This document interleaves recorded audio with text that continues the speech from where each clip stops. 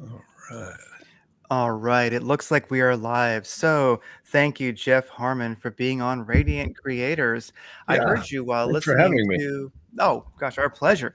I Yeah. heard you I heard you on Higher Side Chats, and I was cruising Hmm. across the country, and it was quite an experience. Went from uh, Scottsdale, basically right by Phoenix, Arizona, over Sure. to Franklin, Tennessee, to Wilmington, Delaware, Wow, to that's a hike. Wow. yeah, and then down to the south, some to Atlanta, Georgia, through there, and then we came back through the south, Wow.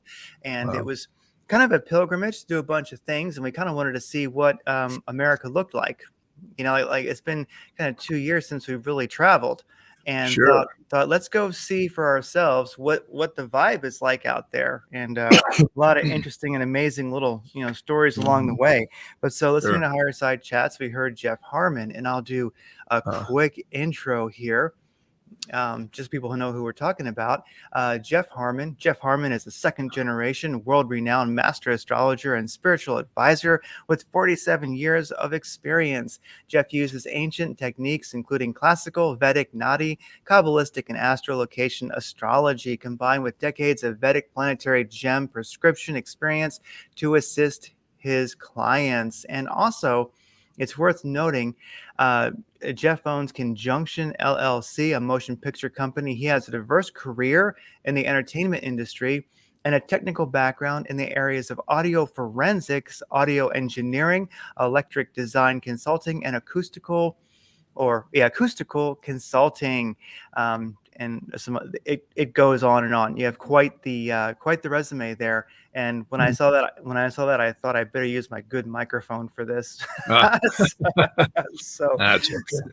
so here we are, and thanks for being on the show. Is there Yeah. anything about you that I left out that might give people an idea of who Jeff Harmon is? No, I think that kind of covers it. We can get into it in the show. Yeah. Well, I thought I would just, when I heard you on Higher Side Chats, I thought Jeff Harmon is great because he really does bring the ancient wisdom to modern times, which I think is definitely needed at this time. And no matter what I ask you, you're going to have pretty profound, interesting viewpoints and answers, and probably perspectives Oh, people haven't thought of yet. So that's what I was going to do. I'm going to ask questions. So yeah, sure. here's one. I also like how you. It's great to have the you could say esoteric wisdom, the intuition, etc. But many people can't bring that down to like the mundane level of what's actually going on, like putting gas in your car and things like that. And I think that connection is really important. So that's something Jeff does also. So with that You, said, you had to put some gas in your car to go all that way. There, yeah, yeah, there's nothing like the American road. I love traveling, especially on the highway. I mean, that's a great trip you just took. Amazing. yeah, and part of it really was to get a vibe for America. Like I say, really haven't traveled in 2 years very much, Yeah, and yeah, I bet. actually hopped on Route 66 a few times and just cruised. And I mean, there's still plenty of historic Route 66 left. It's often called the 40 business loop. And the Yeah, moment yeah, the moment yeah. you feel your tires on that old highway, it it's a it's a multidimensional portal. You can't be on Route 66 and not feel something very, very deep, very, very American.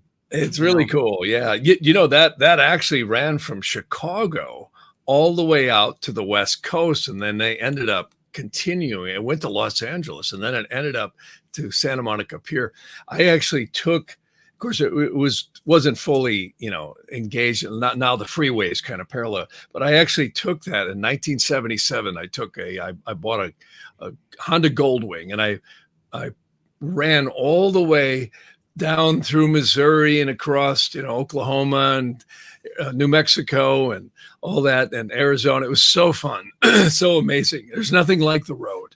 There's nothing like it. I just love traveling, and I love motorcycles, so it's a lot of fun. It's a lot of especially 66. There was oh gosh, I forget what state we were in at this point, but there's one of the many, historic Route 66 museums. This one was pretty spectacular. And they actually had a map that they clear up every year in January, I believe.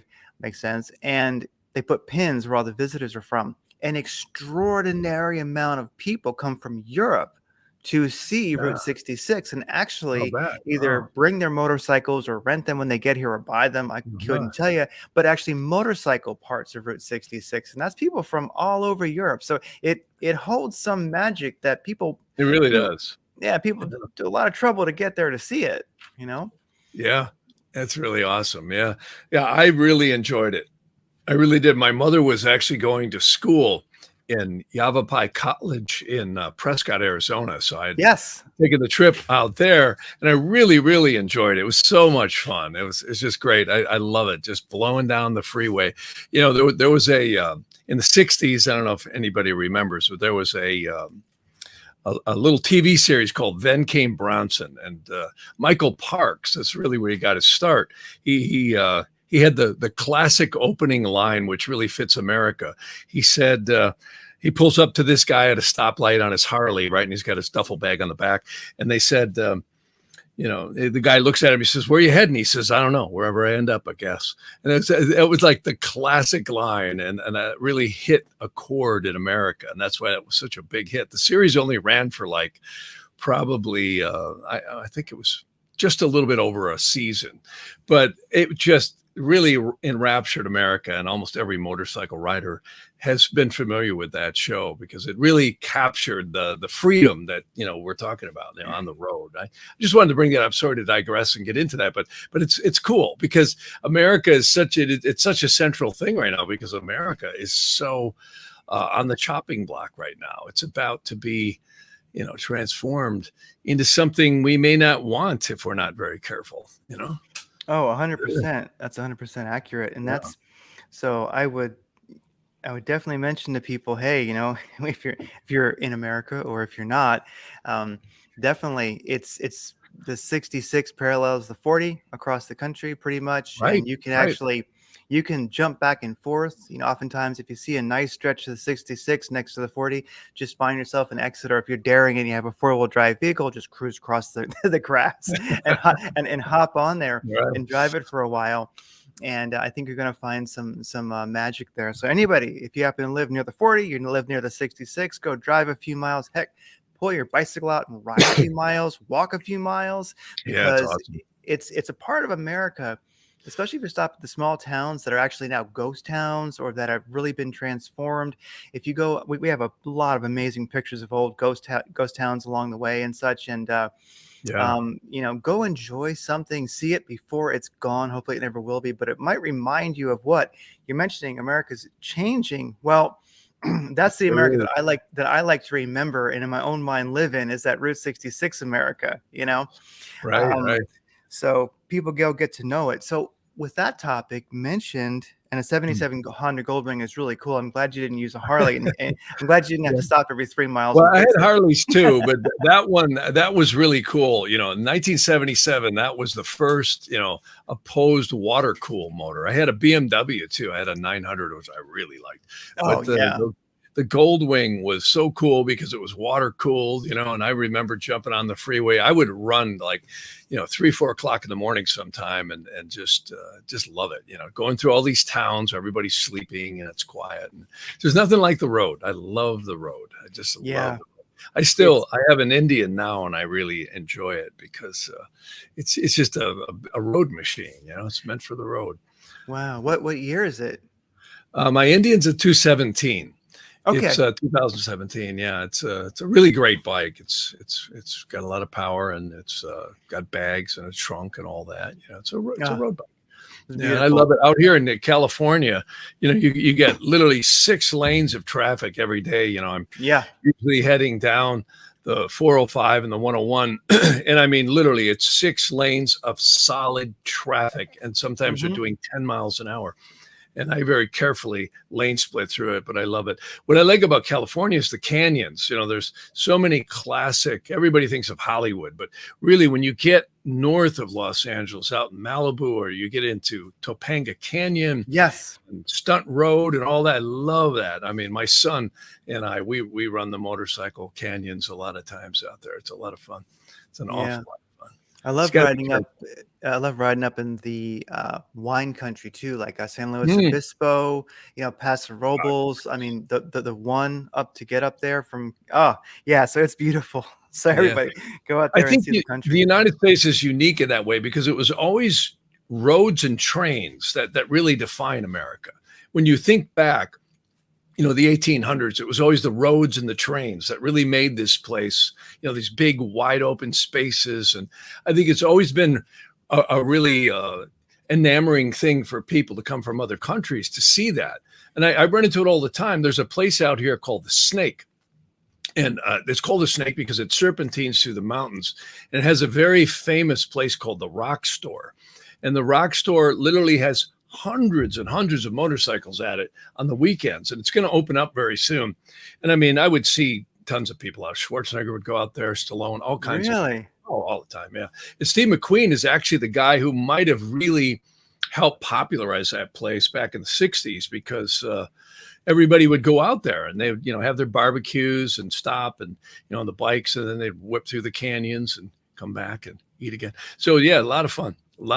Beautiful country, just gorgeous country, Oh, and some of the history is amazing. I've always liked Topanga Canyon, and one of the reasons is that's where Stoner, who developed the AR-15, or was the M16 at the time. This is generations ago as far as that rifle. It was much different at the time. But when he created the Vietnam era M16, as you would think of it at the time, which originally was in 308 and piston operated, basically, Topanga Canyon was kind of a prepper survivalist area. And he actually still kind of is.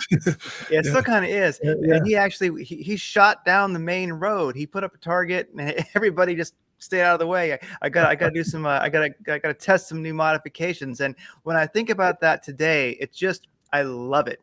yeah, it's cool. Yeah, I go through Topanga almost every other night. I take it down to the PCH, and it's a great way to go. Wow. Yeah. So recently, and we had the Biden. I have to refrain from saying Brandon Biden. Same thing. Dark ritual. And that's something I wanted to ask you about. Is now when I was watching that, I actually wasn't watching him, but the memes exploded, and you couldn't miss it if you were anywhere near the internet, And I had to actually tune in. I was like, "Is this crap real?" I thought I was like, "Someone's got to be kidding," Blood red background, black and red, pretty eerie. Yeah, he was definitely. They got his nootropics and whatever other things they shoot him up with just right because he was on fire with his weird little fists, and. I just thought we're seeing history because this will be how we remember, I think, his probably entire administration, unless the globalists outdo themselves, which they may. But right now, I'm like, we saw history. And I'm just wondering, what were your impressions of that? Because I really felt it was a dark ritual equal to the kind of stuff that the National Socialist Party, later known as the Nazis, would do in Germany. I mean, they were very good at the pageantry and the dark rituals. And so it really seems like this was in league with some serious, dark ritual pros. It really was. A lot of things that these guys do are, and they're, I was just having a conversation with someone yesterday about this. Astrology and spirituality goes both ways. You can use it for sacred things and helping people, and you can also use it for very nefarious purposes because it's just energy. And whether or not anyone believes in astrology or disbelieves in astrology, I believe it's true. And I've actually was really blessed in the late 70s, early 80s to get exposed to a lot of this stuff. And I saw the dangers of it. And I saw how it's not something to play with. I think they were very, very well aware of the trigger points throughout history and are aware. Probably the most recent examples is 9/11. 9/11 will never, ever be anything but bin Laden, right? We all know that buildings don't come down like sparklers from jet fuel. They just don't. It's physically impossible. Take a physics class, trust me. And Building 7, and So Building 7 was also an enigma. We're supposed to believe that, they hauled out the engineers and got the explosives and pulled Building 7 around, or during the terrorist attack. Oh, yeah. Not a chance. So, we know they've been urinating down our backs and telling us it's raining for a long, long time. And the interesting thing is the preparation it takes for these things. These people are very, very into the occult. And just like you're mentioning Hitler and just this last thing with Biden. So they know when these energies are coming up. This is not stuff that just happens. If you look at what happened with Iraq and Afghanistan and all this 20 years of war, that was all set up to go. And they knew this by the cycles in astrology. And COVID, for years, people are asking me, Jeff, what do you think of the Mayan calendar? And I said, not a thing. I said, I don't come up with anything for the Mayan calendar. I said, the one that worries me the most is 2020 forward, because 2020 is not just the Saturn-Pluto conjunction that happened that brought in COVID, but it's also a real symbolism of fascism. And moreover, in the 1700s, if you go all the way back to the flood of Noah, there was a Jupiter-Saturn conjunction that was believed to have happened right during the flood when all the planets aligned up, not all of them, most of them, in the first, what they call bound or Egyptian bound of Aries in the tropical zodiacs. And also there were sidereal things, I think, that were going on there too. And what's fascinating is about 980 years to 1,000 years. It's not exact because years are not as accurate as synodic cycles in astrology. We get these shifts. Well, we had the last big one was the beginning of the Industrial Revolution. It's also the creation of this country.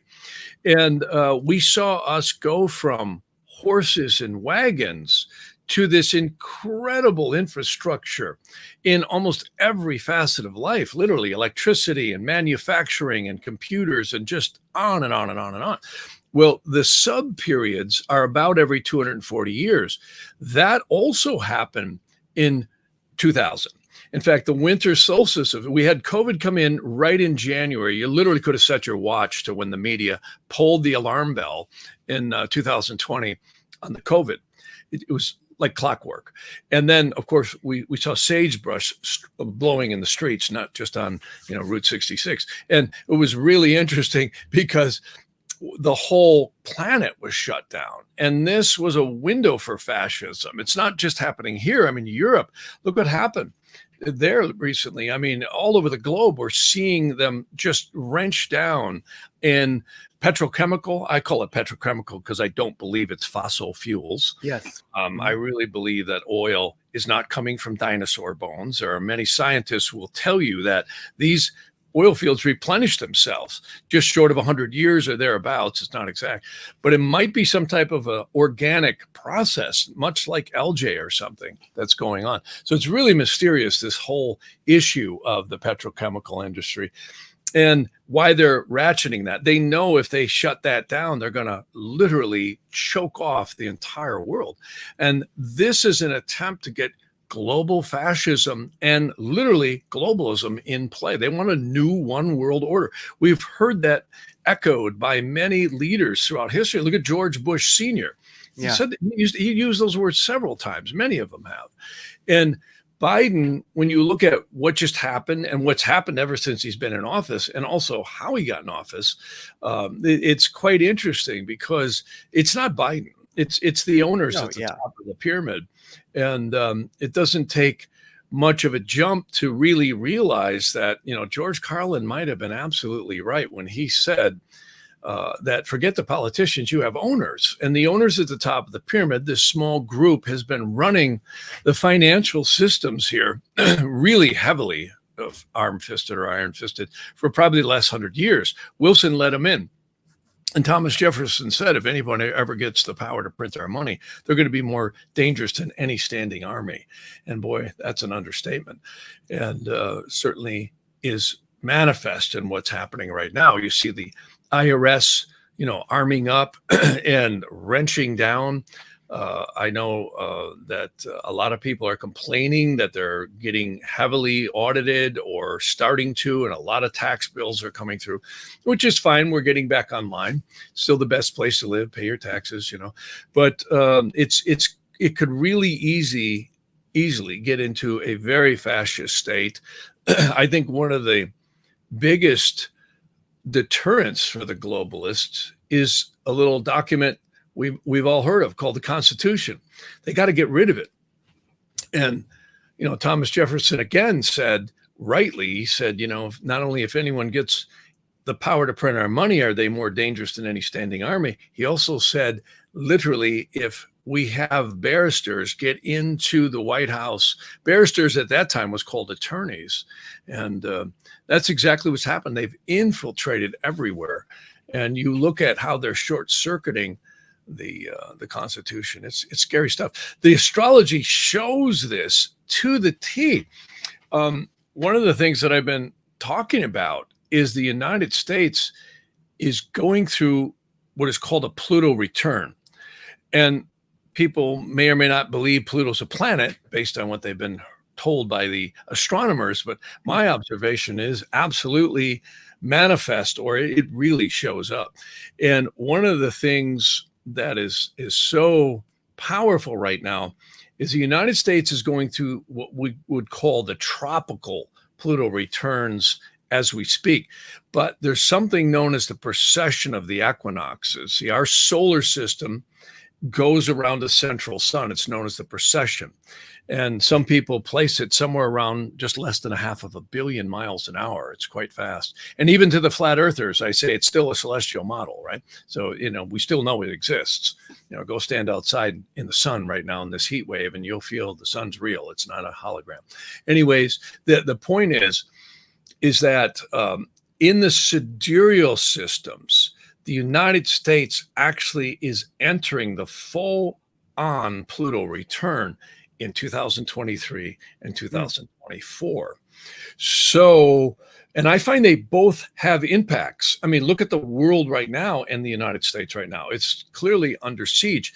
The bankers, not just Soros and Klaus Schwab, those are the visual ones, but the ones at the top of the pyramid really orchestrating the directions of society and funding things.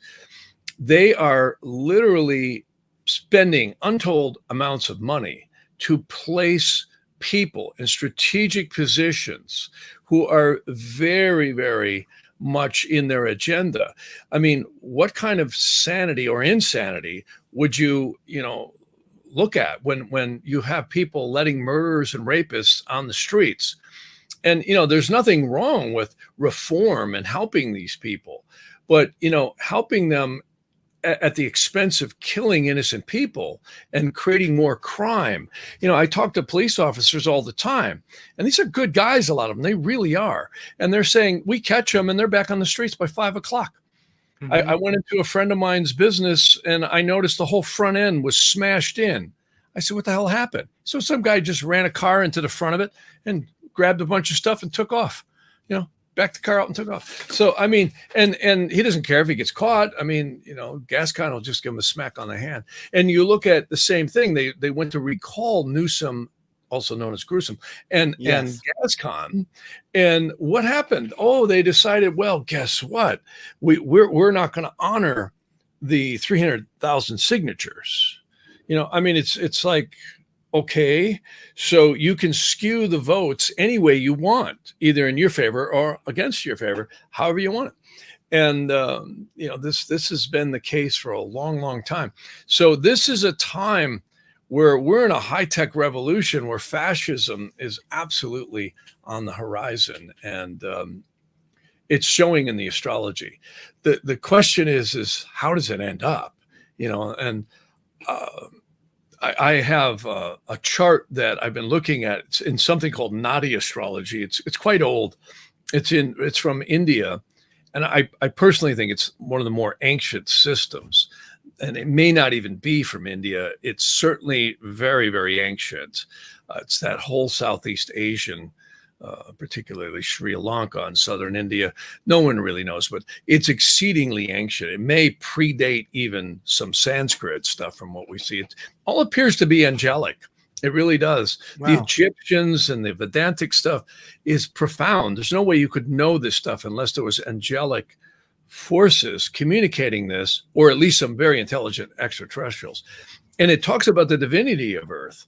And what is really important is the United States, and it may be due to the midterm elections, and also the Supreme Court stuff coming through. There may be a saving energy here that kicks in. It's really a progression of Jupiter, starts over the United States water trine on the Mercury and the ascendant of the United States right at the end of this year. So plain English on that one, we actually may see some, you could call it divine intervention, or if you want to keep it more rubber to the road, the fire truck might arrive and start putting out the fire near the end of this year. We see some real changes.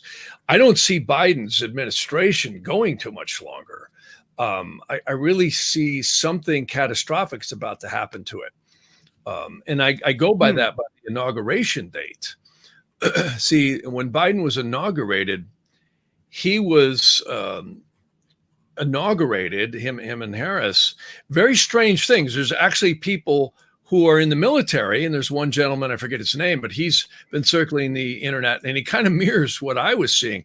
Biden had a Sun-Saturn conjunction in the chart, and I'm actually looking at it right now. And I don't see this thing going much past the third year. It really looks bad. And Biden, as we speak, is his personal Vedic astrology. He jumps into a Saturn period starting literally on the 13th of this month, if I'm correct, if my birth time is right, give or take. It's going to be sometime in this fall, September, if his birth time is not exact. I have him kind of rounded at 8:30 a.m. But plain English in all this, I really think this guy is going to hit some rough water, really rough water, particularly from January forward. I wouldn't be surprised if they even try and impeach him, take him out, or some kind of a very, heavy-handed thing happens that basically takes the Biden administration out of power. And if that's true, we might hope that it is based on what we're seeing. Yeah, for sure. Because, we're on the highway to hell instead of Route 66 if this guy continues his policies. You could see what he represents. This is the twisted, where whatever they're doing, they say you're doing. Mm-hmm. And this is psychological warfare, and they're very good at it. And I tell you, there's a strong component of demonic energy tied up with these positions of power. We hear this stuff, the human trafficking, the horrible stuff that goes on. They love war. They love war. They love death and war. And you would say, well, what kind of a human being would ever want these kinds of things? Unless you really had an element of demonic energy intertwined with the soul. And people don't believe this stuff is true, but there are some very interesting ancient documents that talk about the soul of a human being can and is often intertwined with some very powerful negative elementals and demonic energies. And that is interesting because the earth itself may be like a grounding rod for purifying and rectifying that. It's very fascinating stuff. Wow, the earth is a grounding rod for purification and of the soul. Yeah, and that's not my innovation. There are texts in the Egyptian, the Hebrew especially, and the Vedantic that have survived the wars and the fires and all the crazy stuff humans do, and it explicitly states it. Well, I'll have to learn more about that one. I like the I like the idea of that, and it sounds right to me. Well, and it's interesting you mentioned how in the Naadi astrology, if that's what I'd refer to it as, that maybe we're going to see some grace, because just intuitively, something I've been feeling the last couple of weeks is this is the time that we find out if America has any grace left. Is really what I've been thinking, because I'm an optimist. I'm also a realist. I do my best not to be pessimistic, but ultimately, we do have to live in a certain consensus reality, and it's nice to know. I mean, there's certain just laws of the game. Like I can have my little digital thermometer out there, and I can see what the temperature is outside. So some things are, reality. I know we Sure. can manifest and create, but we do live in certain constraints. And so, looking at the political situation and also the global political situation right now, especially with I would kind of say like the World Economic Forum globalists, versus you could say like the BRIC nations, or possibly like natural humanity taking place in the Ukraine. Unfortunate for the people there, but we're in an intense time, and really, I think America is definitely the driving force. The administration, if you want to call it that, is a driving force of especially pushing the EU nations, NATO, trying to push in, pushing via the Ukraine, pushing Russia, and creating, mayhem. And so then, of course, you look at the hyperinflation, which is just naturally going to occur. It is occurring. You look at housing, bubble bursting to some extent, or at least becoming stagnant. A slight downtrend in that would probably be a good thing, but it is happening. Looking at so much going on, I really feel that this is a time, like you're saying with the Naadi that you're seeing, is we're going to find out if America has any grace left, because that's really the only thing that's going to allow for a future that, at least myself, as I see it, kind of a Route 66 future. Yeah. Route 66 is gone. I mean, I think the world's changed. I think we're moving into a high-tech era that's going to get like the Jetsons. I really do. And I think there's been suppressed free energy that they do have. It'd be nice. And I actually agree with, hey, it'd be great if we could get to, zero emissions and all that stuff. But where's the dilithium crystals, that Star Trek had? Where's the free energy that's been suppressed that we know Tesla had? Where is it? And it's not been made commercially viable. It's not available. We're not going to do it with, solar panels and batteries. It's not going to happen. In fact, if anything, those are going to create even more trouble and more pollution. The batteries take much more manufacturing and cause a lot bigger carbon footprint just to make them and then dispose of them and then to charge them. I mean, it's ironic here in California, they're having blackouts. So far, we haven't had any here, but they're saying, well, don't charge your electric car. Well, wait a minute. You're going to outlaw all the gas cars, and then you're going to tell us not to charge the cars. So it's insanity on steroids. It really, really is. And it's just, this is no different than what we saw Mao do, Stalin do, Hitler do. And you can go back all the way to Nero. You can just keep on going. When you look at the past, it's always been these rich, wealthy, powerful people who demonically want to suppress humanity and creation for their own ends. And I hate to say this, but there is a lot of crazy and demonic energy that seems to surround people in positions of power.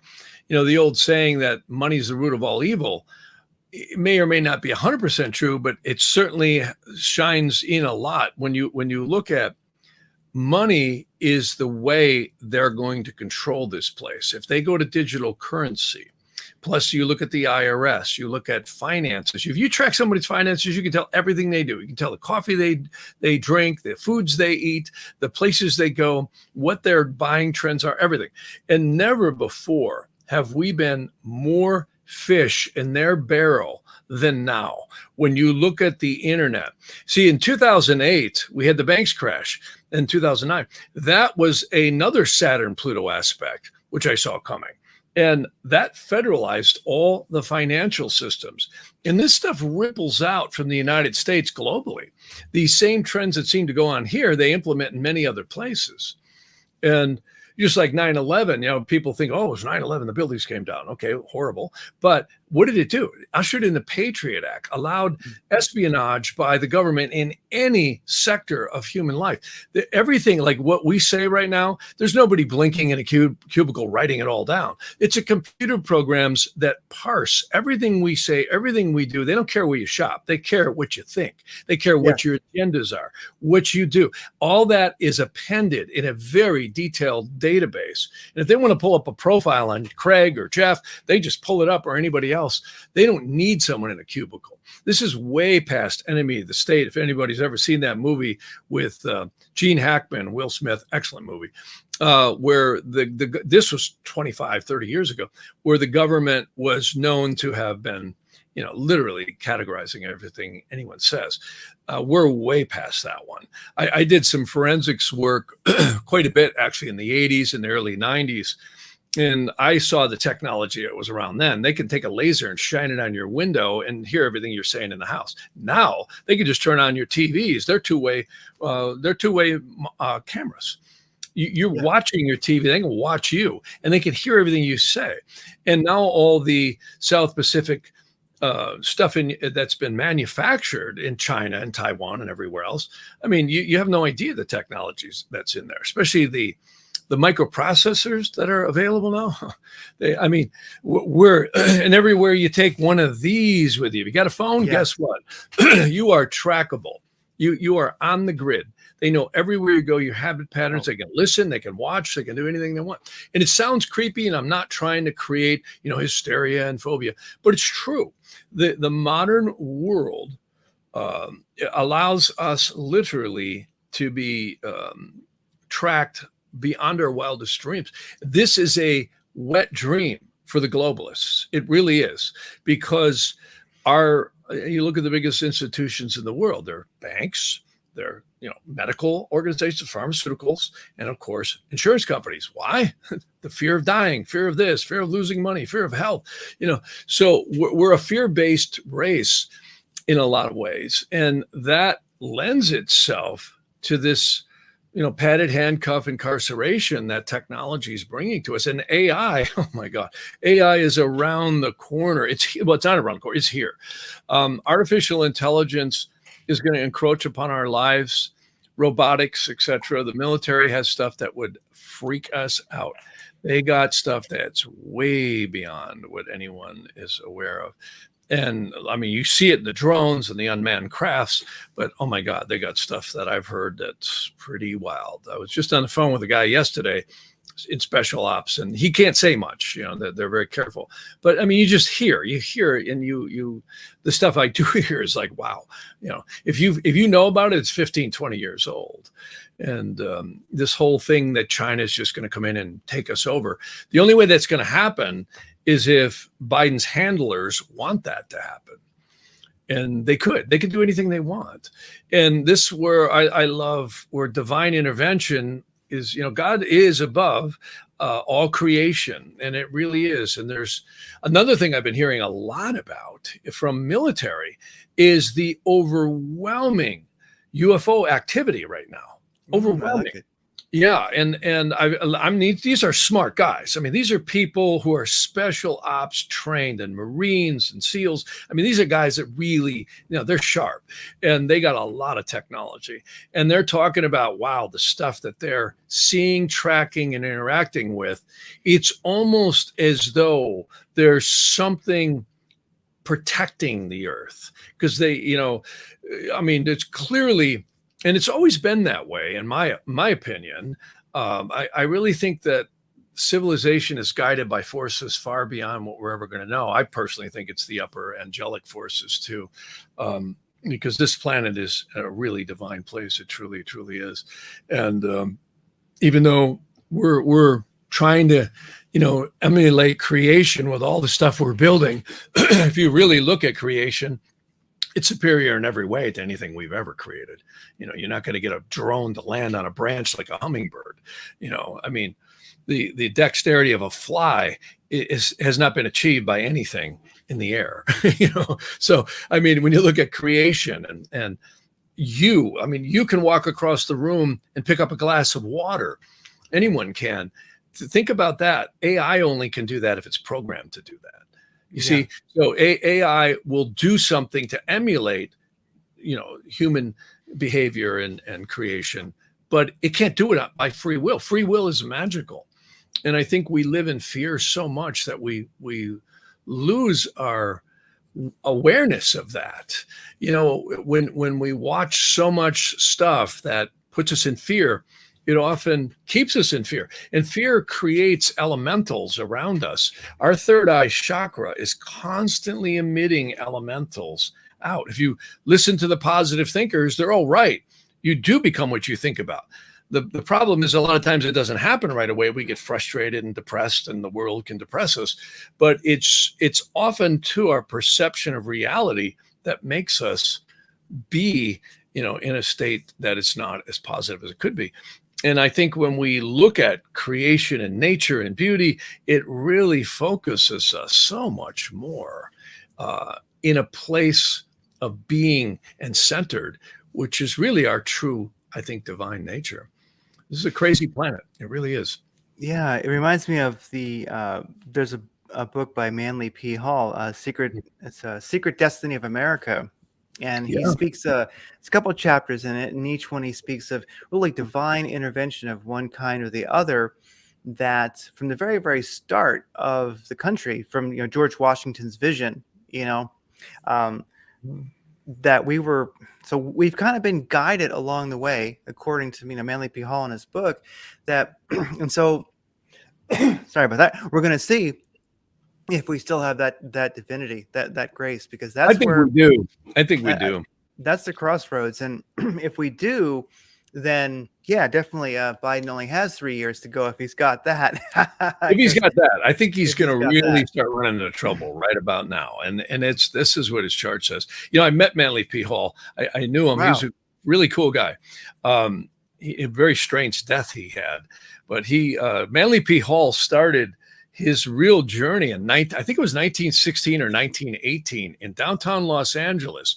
And Manly P. Hall was giving a talk at a church, and really prolific guy, big dude. He's like 6'4", like a walking wall. That guy had to weigh 380 pounds when I met him. Oh, wow. And, it was huge.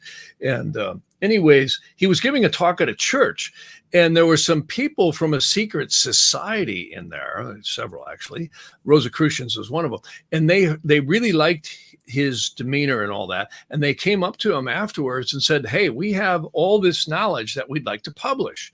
That's where the secret teachings of all ages came from. If anyone's familiar, wonderful book.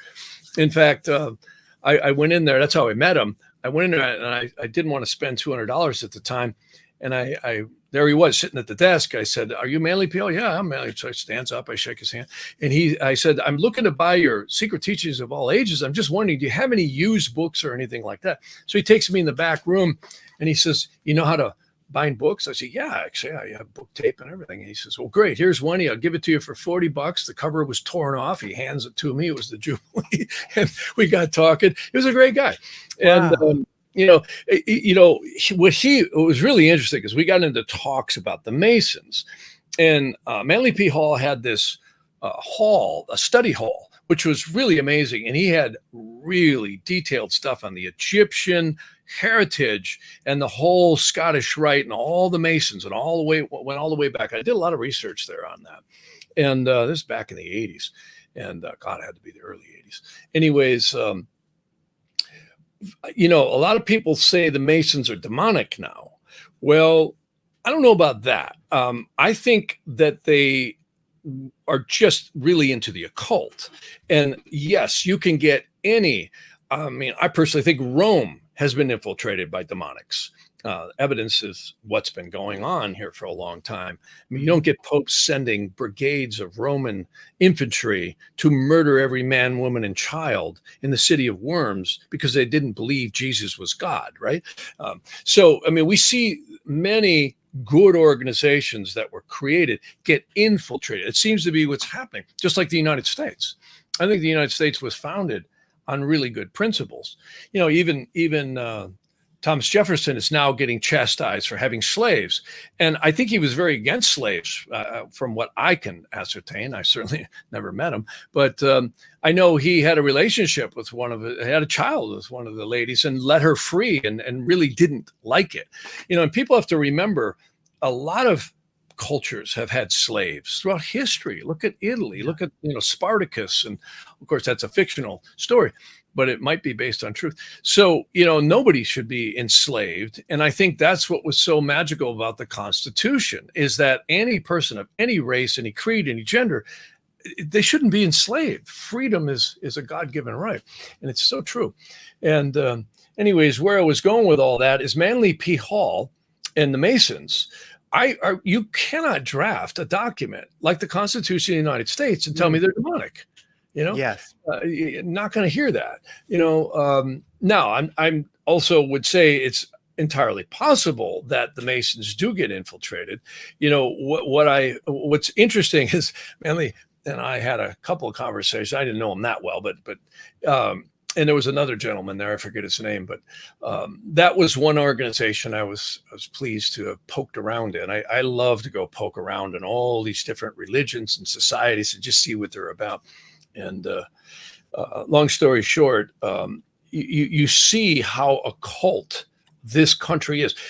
Washington, D.C., now known as the District of Criminals, is actually a Masonic temple. If you look at the way it's laid out and you look at all the architecture, there's a French architect who laid out the sacred geometry where the capital is. It's all geometry. It's all different geometric aspects, the obelisks and the domes. It is a very, very occult, esoteric place of power. Look at the Pentagon. Well, Yes. Pentagrams equal Mars. So you start looking at the planetary astrological geometry that is inculcated into this whole country. It's amazing. The French and the English, they're all into this stuff.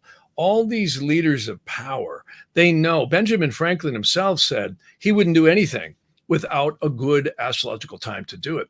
I actually have a mural here. I can show you this. Yeah. This is really cool. I'll share the screen. This is a mural. Many people may have seen this. Sorry, here, I got to hit the share button. There we go. Share the screen. Let's see. It's making me do the entire screen. You can also do like a window. Let's see. Let me actually add to stream. There we go.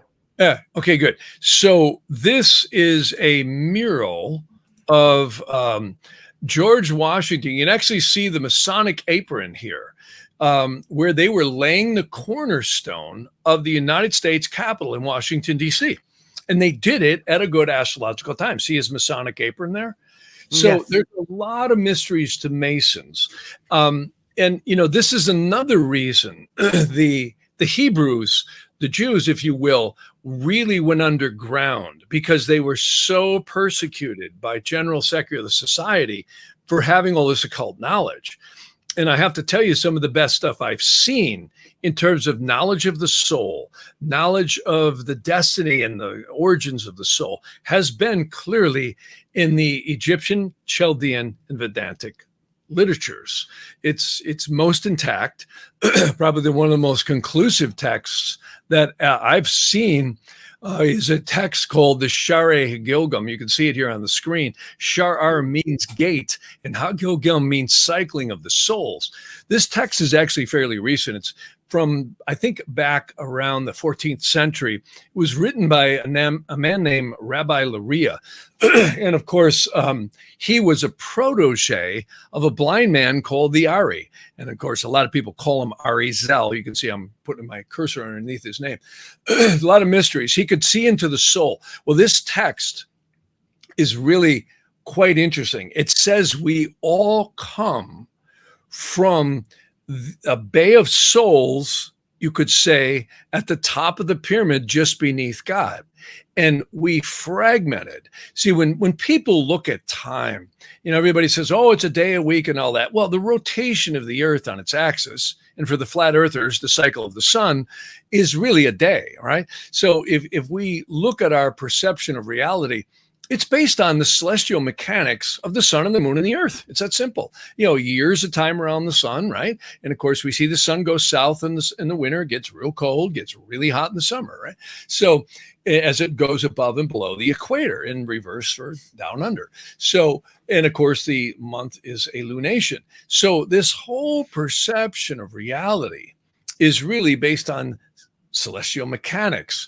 And these texts, particularly Shari Gilgam, talks much about how we come here and we keep reincarnating. Fascinating thing is, if you look at, Vedic astrology is kind of a pop term.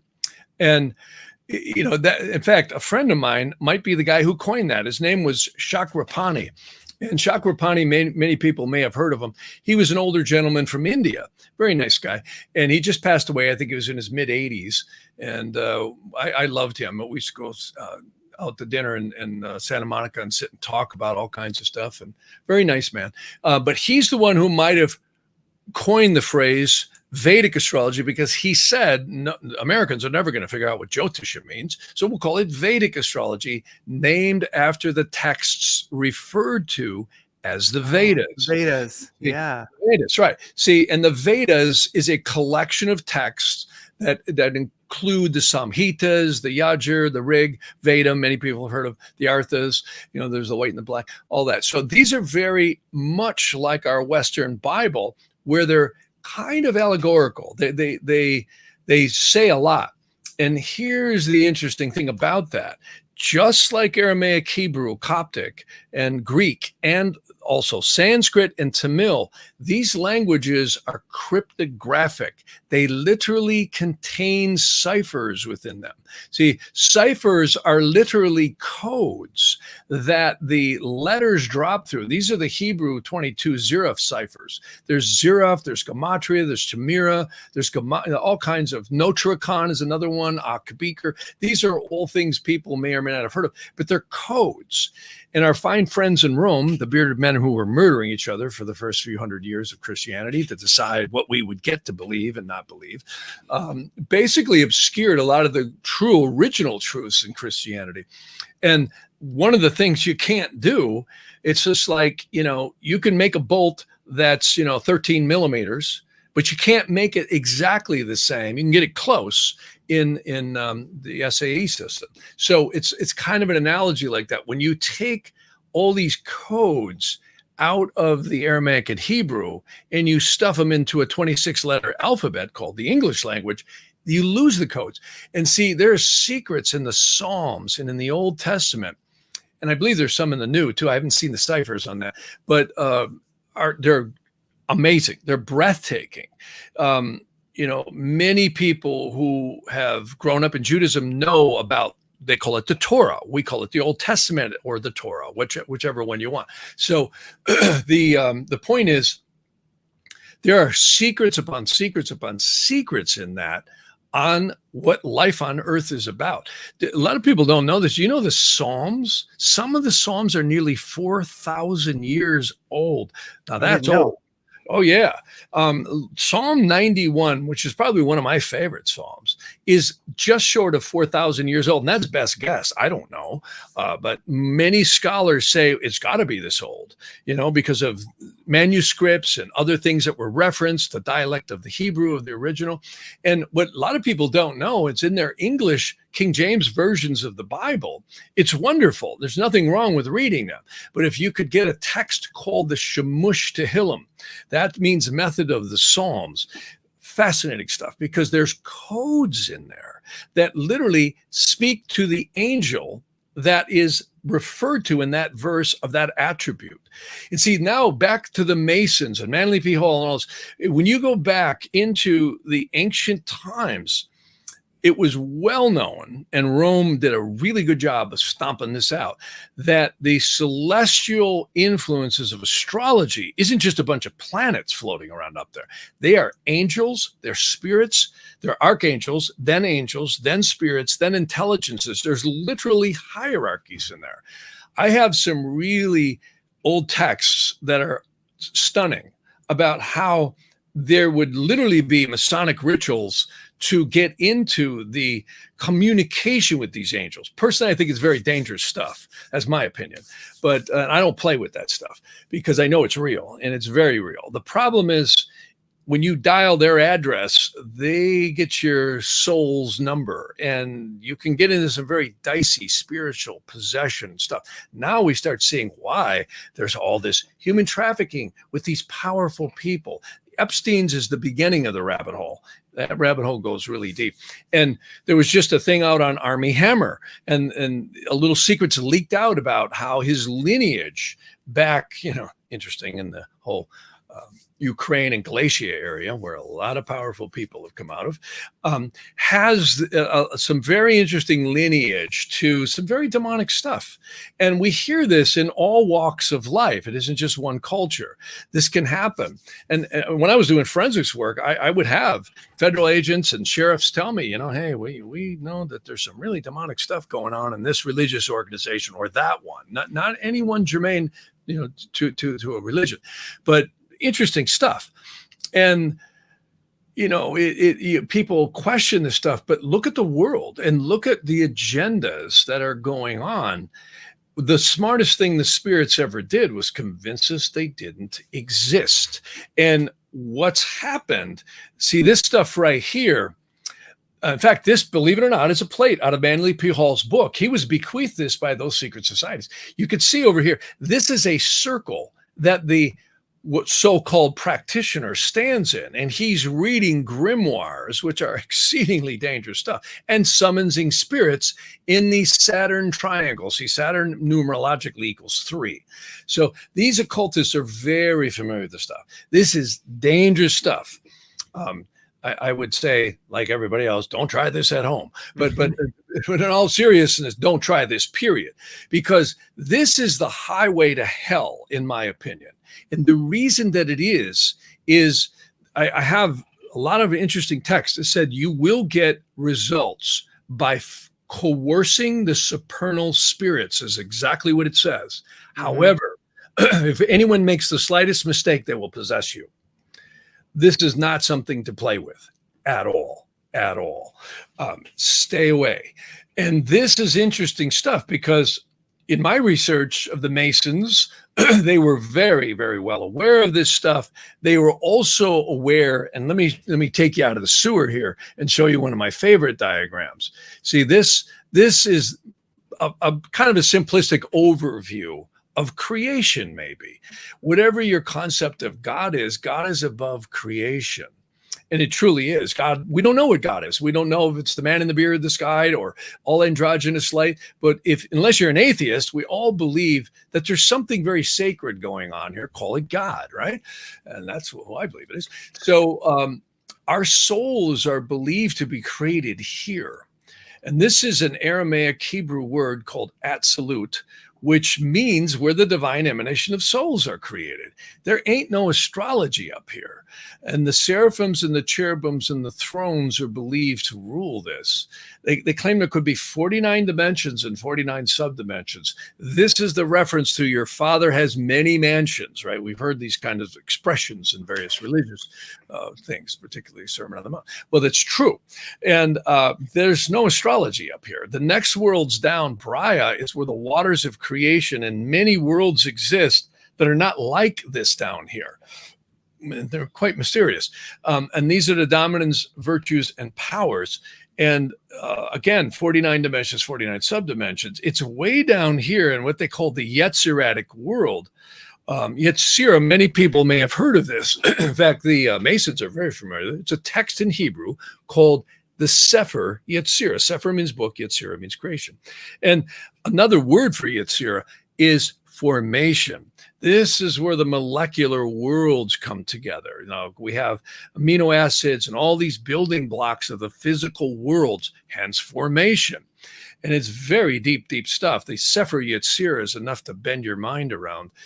And notice now we start seeing the archangels, angels, intelligences, and spirits. And again, the book, the Sefer Yetzirah, has been translated many times into English. One of my favorites is Ari Kaplan's. But it, again, is a secret text of cryptographic secrets of the building blocks, of the angelic building blocks of this whole universe. And here's a mind bender. They claim there could be 49 parallel universes and 49 subdimensions in each one. I don't know about you, but that's way beyond my little pea brain's conception. That's some deep stuff. And our little solar system could be right down here. Well, then you get into the final worlds, which is the worlds of Asea, which is also known as the astral planes. Many people refer to that as the pouch of the slingshot in the esoteric circles. Pouch of slingshot comes from because when we exit these bodies, we end up in some of these dimensions, either ready to leave to other worlds or we reincarnate. So what the hell is time? You see, so time is a celestial mechanics derivative to the earth only. And it's a very lower, you could say, conscious mind perception. I always love this diagram right here. This is kind of a breakdown between the so-called conscious mind below this big, thick black line and the so-called subconscious mind above it. But a much better metaphor might be, this is the present personality. In the Aramaic and Hebrew, it's referred to as the nefesh. It's believed to form in the womb. I call it the keyboard, mouse, and screen that we interface with this physical body and world with. We know we have our eyes, our ears, our nose, and our five senses. But what's connecting the magic of consciousness, thought to the physical body? Science can take and, cut your head off or your skull, open it up and poke around and get your fingers and toes to move. That's all fine. That's the physical, neurological, muscular system. It's not the consciousness connecting that, which is not localized to the body. Hence astral travel, people having out of body experiences, which is astral travel, life after death, being the ghosts, all that. So this is, really, we're very blocked for some reason at this point in what we would call time. And I believe there's been times of great awakening. Many people, have referred to that. And that's where the subconscious conscious mind is open. But certainly, at least the last couple thousand years or more, we've certainly been a much more suppressed conscious state than what we're, I think, capable of. And the so-called subconscious mind is, they call it the neshma, which is the lower portion and blending of the karma and the lower conscious mind and spirit.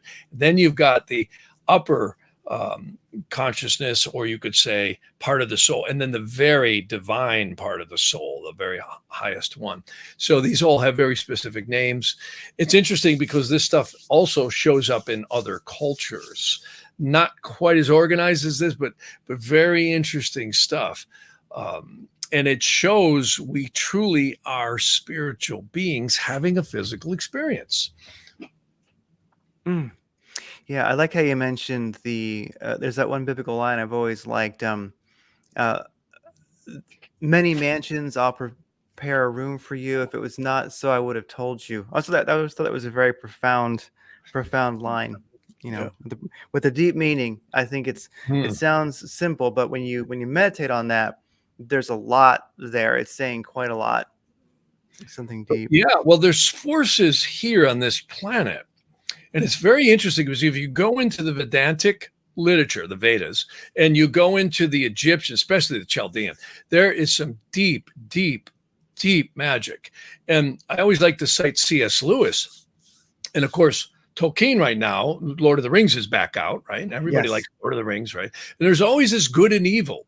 Well, when you look at all the cultures across the world, even the American Indians were really into this. They all have some story about a war in heaven, and spirits or angels were cast down. Of course, in the Western Judeo-Christian, we have the story of the Garden of Eden, right? Adam and Eve and all that. Well, there might be a lot more to that and a lot more truths of that than we know. And clearly there seems to be forces that are here in the very fabric of creation that are a part of this. And it seems to have a lot to do with the materialism of the world. Now, hence you get into the power and the money and the control. And it's a very dark force in some ways, not always. There's a lot of good people with a lot of money. Not that all rich people are evil, right? But because there's a lot of great people with money. But there seems to be people in strategic positions of power that do control the money who ain't such nice people. And they don't have the best interests of the human race. And when you look at the molecular structure in physics, we know the model of the proton and electron, right? Positive, negative, day and night. We see this juxtaposition of opposing forces in every area of physics. And what's even more interesting is I think the evil spirits are directly inculcated in that. They are literally forced to be a portion of creation. And what's more fascinating is they say that that thing that I was showing earlier is really, let me see, window or screen. That diagram gives us some insights into, and this one in particular, they actually say if the seraphims, cherubims, and the thrones ever stopped chanting the permutations of God's name, that the entire Yetziratic universes would just evaporate in less than a nanosecond. It would, in other words, they're holding it all here. And any physicist, in fact, a good friend of mine had just passed away, Claude Swanson, in Tucson, Arizona. He worked for DARPA. He's created some wonderful work, and I wanted to have him on a show, but he's gone. Very nice man. Many people may have heard of him. If you haven't, he's got a book called The Synchronized Universe, which is a really deep look into hard physics, quantum physics, and sciences into the spiritual connection. And this is where the Masons, this is where many secret societies that we'll never hear of are very, very well aware of this. Spiritual connection to the physical fabric of this world. You know, we look around, we pay our bills every day, first of the month, got to pay this, you know, and we see our bodies decaying, you know, every year we get a few more wrinkles, a few more gray hairs, right? And it's always taxes and arduousness. But when we look at the world through the lens of, well, wait a minute, this is a really spiritual place. And we start looking at, we're just sojourners here, traveling down the Route 66 of life, if you will, for a very short time, for a very, very short time. And I think, you know, at the beginning of the show, we talked about, you know, Route 66, the freedom of the human soul really comes alive on the road and traveling and nature and just, you know, whatever it is that works for you. And that's our true origins. And this prison, this prison, it ain't the earth that's the problem. It's the structures of society always encroaching to push down the human spirit. And these evil spirits, I think, are really pissed off because they are incarcerated here to literally hold the fabric of creation together. Here's an interesting look into that. One of my favorite texts is a rabbinical text written by a man named Rabbi Maharil. He was actually, his grave is right outside the city of Worms in Germany. Germany is a very interesting little place, energetically. And then look at all the stuff that's gone on there. It's been the origin of the last couple of world wars.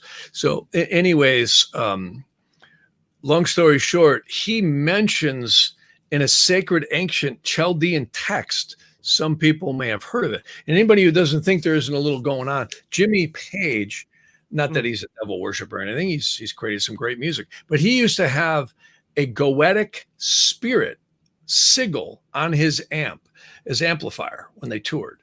And so many people around the occult know the power of and the magic behind angels and spirits. And they're not necessarily demonic in any way. I don't think Jimmy Page he's a great guy. But the point is they understand the occult power that's in and behind this stuff. And I always encourage people not to get involved in some of these very dangerous astrological texts that involve talismans and coercions of people like voodoo, all this stuff. It's very real. And don't think that these people at the top of the pyramid aren't way past that. Some of them may, and I hate to say it, be in league with these very demonic forces. They wouldn't do what they do if they weren't. And They're enticed by the physical world. We hear this where they're trying to take AI now, right? And put their consciousness in it. Will never be ensouled. That text on the Rabbi Maharil I was mentioning actually talks about you actually can raise someone from the dead as long as they're not gone too long. This is the Lazarus story, right? But it's also very alive in some of the Chaldean, the Hebrew, and the Vedantic stuff. But it's only allowed by very sacred people. See, all this magic crap is very dangerous. Which much more the way to go is if someone purifies and rectifies the soul, they will get the upper angels of God to come to them and teach them how to control these guys. That's a whole different program than you sitting there with a piece of paper trying to summon some spirit and control it, because you never will. They're way smarter than us. And this is where a lot of the secret societies fall into the trap, and they get caught and they'll never get out. And you can lose the soul, literally. You can literally lose. What else would motivate someone to cannibalism and some of the hideous sacrificial stuff we hear about? What else would do that? I think it's on people's minds too, because there's a lot of awareness happening at this time. It's quite I do think there's a grand solar minimum, as they say, those long cycles. And this one guy here, Sasha Dobler, he wrote kind of a couple books on it, and he gets into during the grand solar minimums we have maybe a mini ice age, some hardships along those lines. But I think he's right. And he goes through quite a lot of endless charts and graphs in there. He backs it up very well, that there are also times of enlightenment. I think I've talked to him. Yeah. He's saying things. It's a time of maybe mini ice age, but also spiritual, intellectual supercharge for those who are ready for it. So it's sort of like, I forget who it was. He wrote a Grand Solar Minimum and Evolutionary Leaps, I think, or something like that. I forget his name, but it's funny that at this time we're becoming more aware of child trafficking. I think definitely we have U.S. leaders doing dark rituals right in front of us, which I'm still kind of reeling from that, just the fact that I saw it. It's right before our eyes. It's right before our eyes. So it seems like, something I love to bring up is, it's like my shirt says, well, you can't really see it, but the Great Reset then resets crossed out and it says awakening. And I really feel like we are, and maybe it's just part of the duality of things. Like you mentioned, the demonic forces being stuck here, and they don't like it. And that in the movie The Matrix is really made very clear that Agent Smith was just pissed because he was stuck in the Matrix forever. And he wanted to get out too, yeah. And he wanted to get out too. He wanted to destroy it. So you can see where, if you're a demon and you're stuck here until you destroy humanity, well, you're going to work on it. You're not kidding around. You want to get rid of it so you can be free. So I think that we are right now in a time of this intense duality is heating up, where we're in both a great, well, basically it appears that we mentioned token earlier, where in book 2, and the movies are great too. They're very, very good. And I'd say read the books and watch the movies too. But even if you just, in the movie, it actually makes it incredibly clear because you see it visually, where Solomon believed that the white wizard, dark wizard, he was making golems in a sense. Like, so orcs were made from the earth by a magician.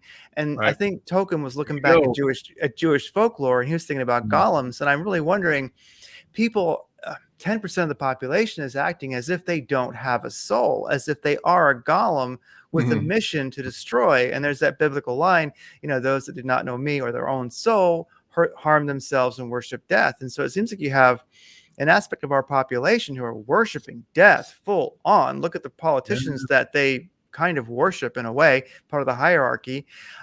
We do have people who do evil. War. They love war. They love war, and they love, perverted stuff, and they love, horrible things. They worship death in one form or the other. So we have outright death worshiping right now. And then we also appear to have an awakening happening. So it feels like we're going through the Great Reset and the Great Awakening, and those clashing polarities are, I just kind of see sparks flying as these dimensions crash into each other. Yeah, yeah, that's a good analogy. That's a good analogy. It's complex. I one of the things that I've always been very careful is I have a lot of great friends that are into astrology, and I'm always telling astrologers to be real careful with astrology. It's exceedingly accurate, but there's something much more sacred above it. The planets, many ufologists and many scientists have postulated there's something going on here with the planets that doesn't seem to be quite as physics says it is. Some of them postulate they're hollow. We've heard many enigmas with the moon, all kinds of things. Clearly, I always say, forget Trinity, Neo, and Morpheus. This truly might be the real matrix. And I think it's the matrix of the soul. And Vedic astrology has really, I think it's probably one of the most eye-opening things I've ever studied. And you'll never figure it all out. I mean, God, it's vast. And you just go, how could these people have figured all this out? Well, they didn't. I think it was communicated, and it's literally stated so in some of the Hebrew texts directly. It says, angels will appear and teach you.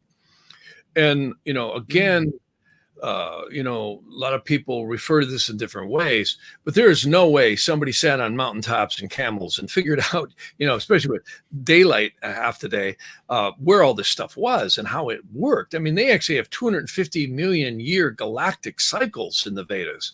I mean, this stuff is beyond human comprehension. Look at every culture in the world. They've created calendars, Chaco Canyon, Stonehenge is, of course, more famous ones. Even in India, there are so many celestial mechanical, monoliths and megaliths that even the pyramids themselves that are very mysterious, that line up to certain stars or certain solstice and equinoctial points. Very, very powerful stuff. The Mayans too. And, clearly they could not have done this unless they had knowledge that was far more advanced. And I believe that there's also extraordinary evidence that, and it still exists. I know there was a man in Wisconsin who built a place called Castle on the Rock. Yes. And somebody actually caught him with his hands moving like rocks that weighed like 5 tons through the air. So in fact, if anyone's ever heard of a book called a series called The Ringing Cedars of Russia, which was put out by a guy named Vladimir Merge, or McGray, I think there's another pronunciation. And it's about a girl named Anastasia, not the Walt Disney one, but Anastasia lives in the tundra of, what is it, that place in Russia that they ship everybody to? Siberia. Siberia, thank you. It's a Siberian tundra. And she lives with the animals. Her family lineage goes all the way back to the Egyptian times. And she does astral travel, goes to other planets. The Russian government tried to accost her. And they literally came up with her with a bunch of guys that looked like Arnold Schwarzenegger, and they were going to take her out of the glade, and they were mapping her glade with helicopters and very sophisticated equipment. And she came out and she says, please stop, doing this. You're upsetting my child and my habitat and the animals. And they said, well, Anastasia, you don't understand. We're here to take you away. We want to study you. And she said, well, I can't leave. And she says, please don't try and take me by force, And you got this little 5'4" blonde-haired girl, standing around with a bunch of, muscle-bound dudes and weaponry. And they all laughed and said, well, it's not a choice. We're taking you. And she warned them. She goes, please don't do this. And they went to accost her. And this weird sphere came in, and all the men talked about it. They said, oh my God, we started seeing time speed up and like this weird smoldering energy coming out of the ground. We saw ourselves dying and reincarnating, and all this weird time meld stuff started happening.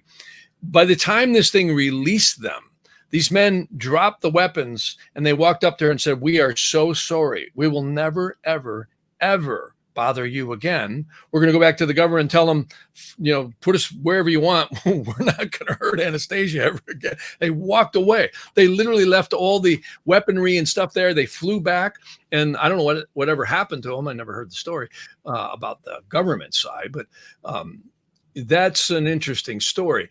And, we hear about occult things like that. I believe there are spiritual ascended masters and angels protecting this planet. When you look at the angularity of this Earth, is a very mysterious thing. You know, that diagram I showed earlier, which is essentially the diagram that shows, let me see if I can get it back up here, the angle of the Earth, right? So the Earth is hanging here at a 23-degree, 40-minute angle. And no one knows why. I don't know why. I mean, there's no guy in the sky with a string, you know, bringing around the sun at that angularity. And clearly magnetic north is not here where it should be. It's over here. And I know magnetic north is racing, and there's been a lot of mysterious stuff on that. So, in fact, some of the military guys have said that they're using now very specific coordinate techniques because they don't, you know, want to rely on the Earth's constantly changing magnetic sphere. So long story short, yeah, they're into some sophisticated stuff. And long story short, no one knows why. And the phases of the moon are so mysterious because there's ancient text and lore that says the moon used to shine all the time, or it didn't have the phases like it does now. You know, we have a new moon, a full and a quarters, and the occultation of the light of the moon is something that's very interesting, connected to souls, I believe. In fact, Vedic and Naadi astrology talks about the moon's nodes. Almost every astrologer who studies will know that there's the north node and the south node. These are mathematical points where the sun and the moon and the earth align. It's where we get eclipses, right? When we get an exact alignment of those orbital patterns, we either get a new moon eclipse or a full moon eclipse, and they're very powerful. We have one coming up this October. It's exceedingly powerful, and it's going to trigger a lot of stuff. Well, long story short, what's causing it? We don't know. I believe if you go back to this diagram and we start looking at Earth is a very sacred place for the purification, dissipation, and rectification and experience of the soul. We start looking really now at what many secret societies are fairly well aware of, and that is that the planets are literally a spiritual hierarchy of extremely complex things that are going on the souls here. They're interactive portals. One of the coolest things about astrology is what they call dignities and aspects, the geometry, and also the different types of ways of looking at the zodiac. There's a zodiac that surrounds the Earth, and I'll show it to you. This is a lunar zodiac. And I always tell people, I don't care how much you polish the lenses on your telescopes, you're never going to see that one. That is very central to Vedic astrology. They're known as the 27 lunar mansions. The Chaldeans and the Egyptians had 28, which also worked too if you use that system. They're known as nakshatras. And when your soul is tied to the body at first breath, see, they actually say the guardian angel, or an angel, let's just put it that way, from the Yetziratic world chooses for your soul the parents you're incarnated to. And think about free will. That's the time we have the least amount of free will, is the parents and environment we are born into, and the mother who carries us. So a lot of us are very blessed because we have wonderful mothers. Some of us aren't. You know, I mean, you see all points in between. And they say it attaches the spirit, psyche, and soul by silver cord at conception, not at birth. And then when we exit the womb, when mom's water breaks, that's it. The baby's coming out, right? When the grocery bag breaks, the groceries are coming out. So that's the way I look at it. So literally, first breath, they say this angel times the celestial astrological influences to be commensurate with the journey of the soul at first breath. And it's different. You can never get the same chart twice. All these sun sign astrologers running, oh, you're a Virgo, you're a Libra. Oh, yeah. That's light and clueless. Yeah, there's some slight accuracy. But when you look at, if it's true, and I do believe it is, that our sun is hurling around a central sun, our solar system, at a little less than 500 million miles an hour. I mean, that's pretty fast. And then you have all the planets moving around and the Earth rotating and all this celestial mechanics going on. you could never get the same chart twice. It would infinitely impossible. There's absolutely no way your astrology is the same as anyone else's, because it will never be in the same position in the same way twice. It can't happen. It's too complex. You have 12 signs, 12 houses. You've got all the planets in the solar system. Plus, you've got the solar system positioned to all the fixed stars, which in astrology, we can't even figure out what most of them mean. And they do have influence. We figure out a lot of it, but you are dealing with the code of angels here. This is deep, deep stuff. It's way, way beyond what any of us are going to fully comprehend. And I do bend a knee to the sacredness of life here on Earth. And I don't care if you're talking about humans, animals, minerals, and plants. The Earth is alive. It's a scintillating, energetic ball of creation. I mean, right down to the very atoms that create it. I mean, it's energy, and it's quite mysterious. And that's why I say, let the demonics do what they want to do. They'll never succeed because they're imprisoned. And if we give our consciousness and soul over to that stuff through fear, when that's what they love to play on fear, sex, and titillation, then you're going to go down the rabbit hole and probably never come out. If we believe in a higher force of God and creation, and we keep our consciousness centered there, it doesn't matter what happens in the physical plane, because when we die, nothing do we amass, do we take with us. That same angel is believed to come for us when we exit the body known as death. And anyone who does a little bit of research will find out real quick, we don't die. We are spiritual beings having a physical experience. And when, this is where we hear about the ghosts and the astral planes and all this.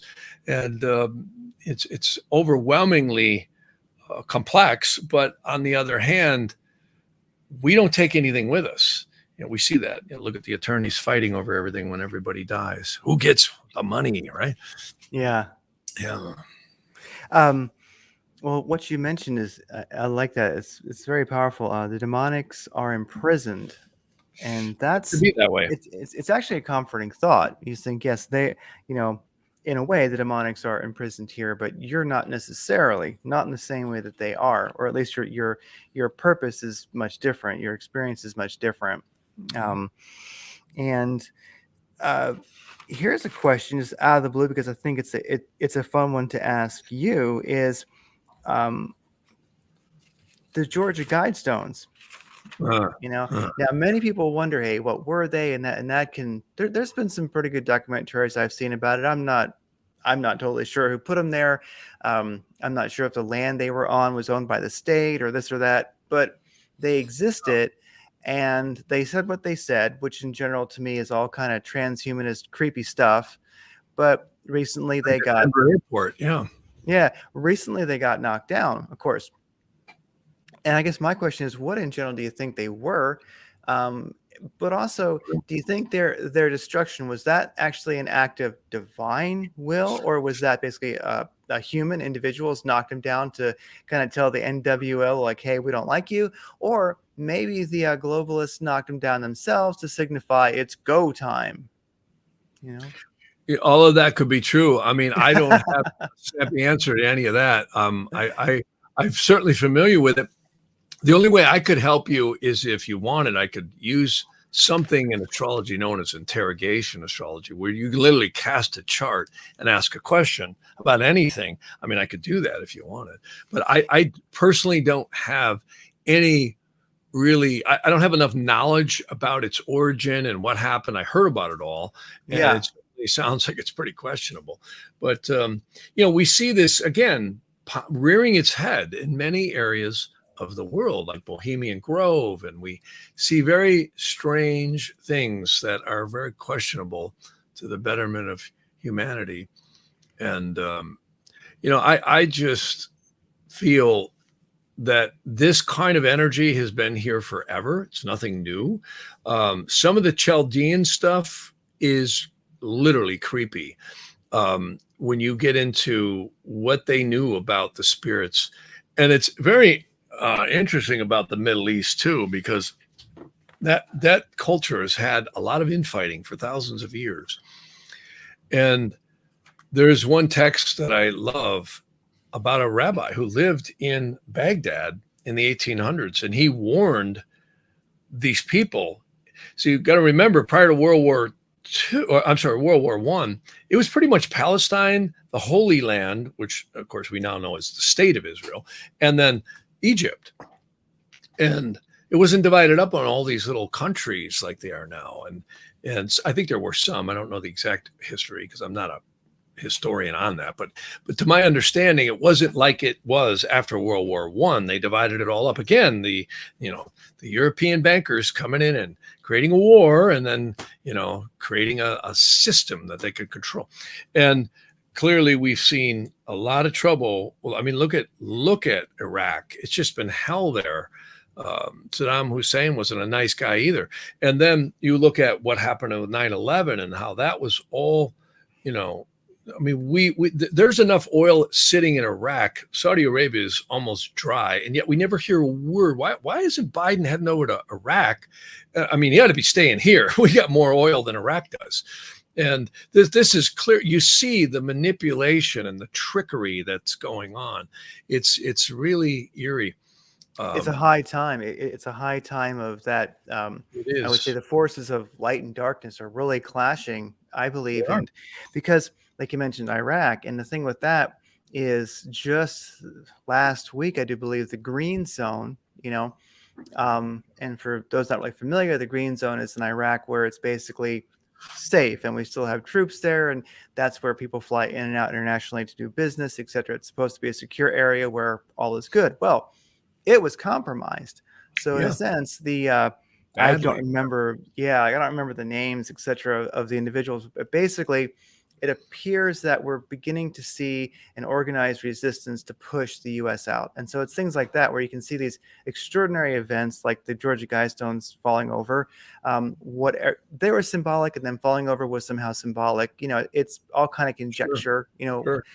But ultimately that's a huge thing. If you think about, and then also, so Iraq is basically, I believe we'll probably see in the next few weeks or so, it's just going to claim its sovereignty and kick us out. It probably figures, the West, it has occupied us long enough, regardless of whatever the history of the situation is, we've had enough. They're probably, in my opinion, figuring they're better off with the BRIC nations anyway, the way things are going. So let's just go and do business with them. They'd probably be happy to have their resources, But you also see recently we pulled out of Afghanistan in a very strange way. We just kind of left our stuff, and that's quite the weird situation. So we do have these moments of extremes that I think we're seeing so many moments of extremes right now that we're almost becoming desensitized to it. We have to note that, like, when we see, Biden doing his, calling forth the Fourth Reich and his weird demonic, ritual, we have to remember that this is outlandish. The reality right now is an extreme, It is. Yeah, I mean, it's really right now we have something going on. It's called a Neptune square Mars. Now, we had it in the tropical system because I use both tropical and Vedic. I find they're both accurate. In fact, the tropical is really accurate in a lot of ways. We just completed a Neptune square Mars in the tropical, but in the sidereal, it's going on as we speak to the United States. And people might say, okay, great. What does that mean? Well, the Neptune square Mars series actually happened in this country right before the Civil War, almost exactly before the Civil War. And in fact, the Civil War broke out in 1861. I think it was in April or something like that, right about 3 to 6 months after that aspect. And again, calendar time isn't the same as cycles in astrology, but we tie them to it. But the long story short is we are going through, it's interesting how Biden's almost actively trying to get civil unrest going. He's actively trying to divide. And this tells you what the owners at the top of the pyramid are really up to. I think this border crisis is way deeper than we'll ever know. Personally, I think it isn't just a few people coming in seeking asylum. I think they're planting stuff in this country. I would not put anything past these people. They'll light a dirty bomb off in a city. They'll do anything. They'll have terrorist cells. If they can get total chaos going on here, that's how they come in and clamp it down. And they'll literally cause martial law if they can. I think the war here is not going to be with Billy Joe Bob and the pickup trucks and the shotguns. It's already going on. I think it's happening at the top of the pyramid between the globalists and the nationalists. That's what the charts indicate. And, you know, it's nice to say this, but if my calculations are right, and I don't claim to be, because this is complex, this is deep stuff that I think has spiritual implications far beyond just the country, but spiritual implications on humanity. If my assertion of the Naadi astrology is right, we're likely to see this turn out better, and it's possible that the nationalists are going to win. We may see things come through here by the end of the year into next year or two that tip the scales, that it's become so outrageous, so crazy of the stuff that they're trying to do, that we're going to see there's a secret power behind the politicians. The politicians dance to the money. When someone shows up and says, here, we're going to put you in office, here's the life of opulence, you get the keys to whatever you want, the IRS will forget your name, and everything will be great. Just do what we tell you to do. And if you don't, we're going to kill you. We'll kill your family or ruin your life. They do what they're told to do. Yes. And thank God for the founding fathers. They created something that's too complex. It's actually ingenious.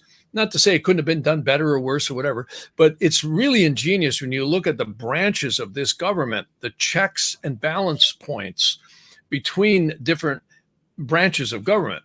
And yes, they very accurately have infiltrated, but the Supreme Court and the House and the Congress, if that all gets balanced out here, which I think it's going to, we might see this country save again the global fascists from taking over everything.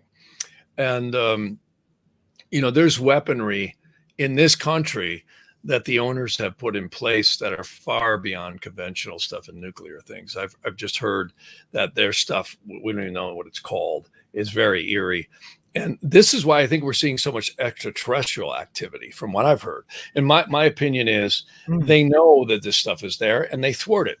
And they have been thwarting it for a long time. I think if you left it up to the egos of men and leaders, we'd probably have blown ourselves to hell about 5 or 6 times between now and World War II. And it's been stopped. And there are forces here that are far above. I've heard stories like in Area 51 where they've been working on certain projects and beings would show up and everything would be destroyed. And, you know, you can't play with this. So again, creation is far beyond what me or anyone else is going to figure out. And you've got to concede that there's something very divine here holding it all together. And, you know, thank God for that, literally. And if the astrology shows kind of where the energies are playing out in what we call time. And if I'm right, the United States, again, gets a line to pull itself up out of the sewer here right at the end of the year. And if that could be a reflection of the midterm elections, it also could be more than that. And I think it is. I think this very secret government that's been around for a long time, Eisenhower warned about it. You know, because he, in the late 50s, he had talked about it. Of course, you know, there's been many names for it, the swamp, the industrial military complex, you know, all that secret government, but it's clearly there.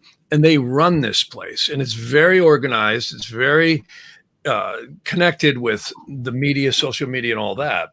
And it's very connected to the owners at the top of the pyramid. But there's also opposing forces. And I think that's what the war is going on. And, you know, everybody's talking about Trump and Biden. I think these are the guys down on the ground. I think it's much deeper than that at a much higher level. And I think we're never going to know. By the time you see it on the mind control news, it's already happened. Yeah. Sorry And about the that. deep state has many layers. That's the thing. People tend to think that there's a deep state. They call it this thing, and it has an address somewhere in Switzerland, whatever, whatever a person might believe, right? So, um, but the truth is, I've always seen the, let's say, I call it the empire is a great word for it, the deep state. We can call it whatever we want. We know what Yeah, we're right. talking about. And I think it's like a computer processor. It's like a CPU. So if you've got like, a 10 core CPU, you have 10 CPUs in a stack, so ultimately, now I don't know how many layers of the deep state there are.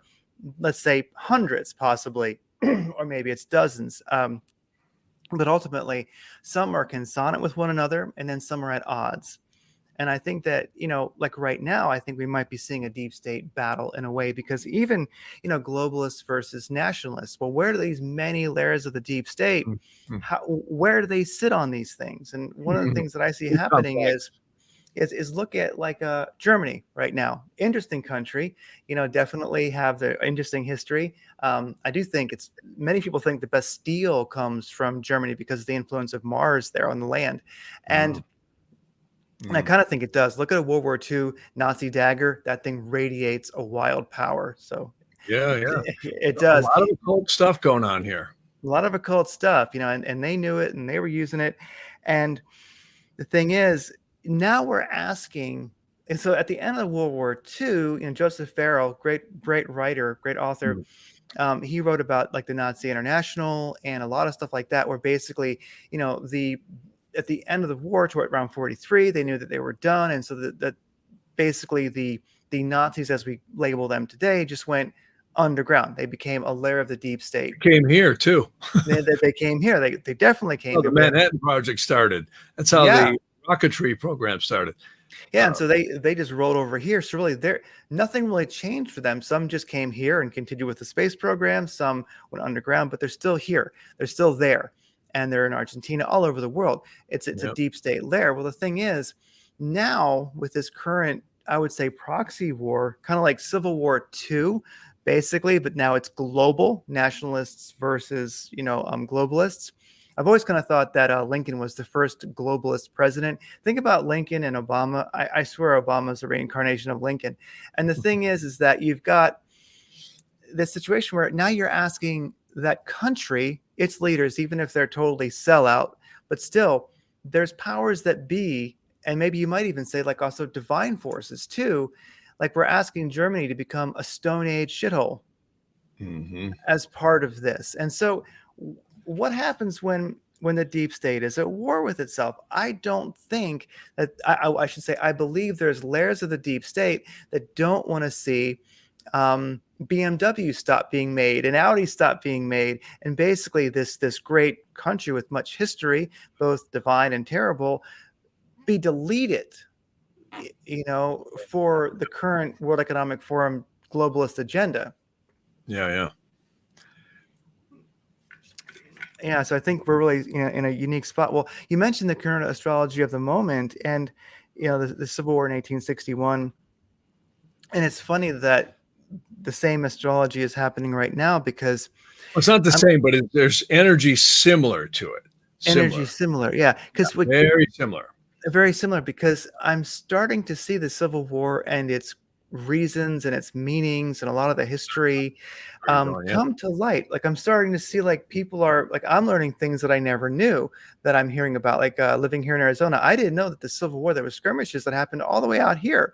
I didn't really know that there was in Oklahoma and Arizona and New Mexico. I didn't really know that actually it affected this far out. I think especially as Arizona was only a territory then, I think technically. Mhm. So and the Confederacy had a really good working with the Native Americans that were down here, and now we're learning about like the Confederate gold, like the Confederacy had its own idea for a new monetary system that was kind of working, and Britain sort of wanted to actually get behind the South just to basically screw things up, to be a pain in the ass. They had a bit of they were up for a little bit of vengeance, but they didn't, because the monetary system was a big no-no. It contradicted the world order. So anyway, Mm. and now this is starting to be like, I'm starting to hear about this recently. And I'm like, I'm learning Civil War history that I never, deep diving into things that I never Yeah. knew about that are becoming apparent.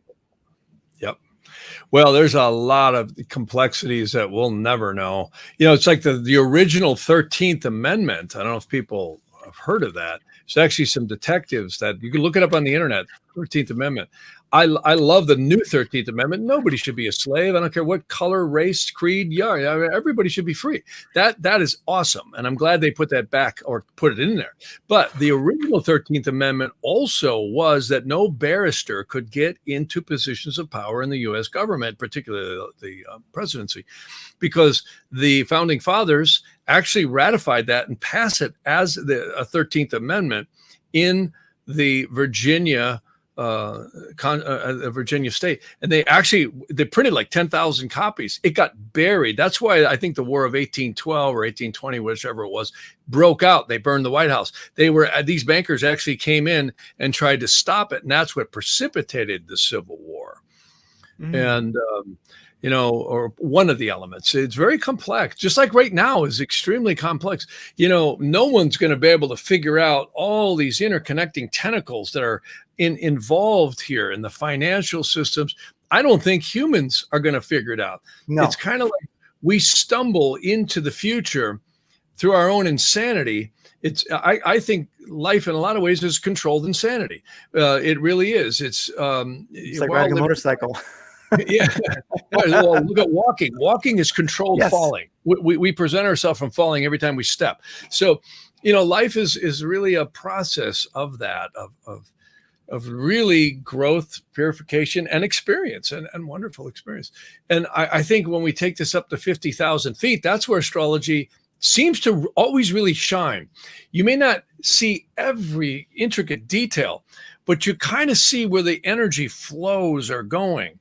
And boy, we hit it in 2020. That was a major page turner of a new era that has entered. And we're literally in a new 240 era. You can feel it. Everybody feels the difference in the world now from where it was. Everybody feels it. Oh yeah, everybody does. And it's a changed world.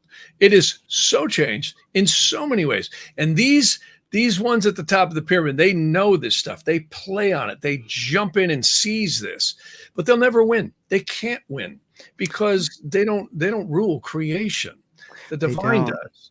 And yeah, we go through a lot of trials and tribulations, and sometimes people die, and sometimes crazy stuff happens.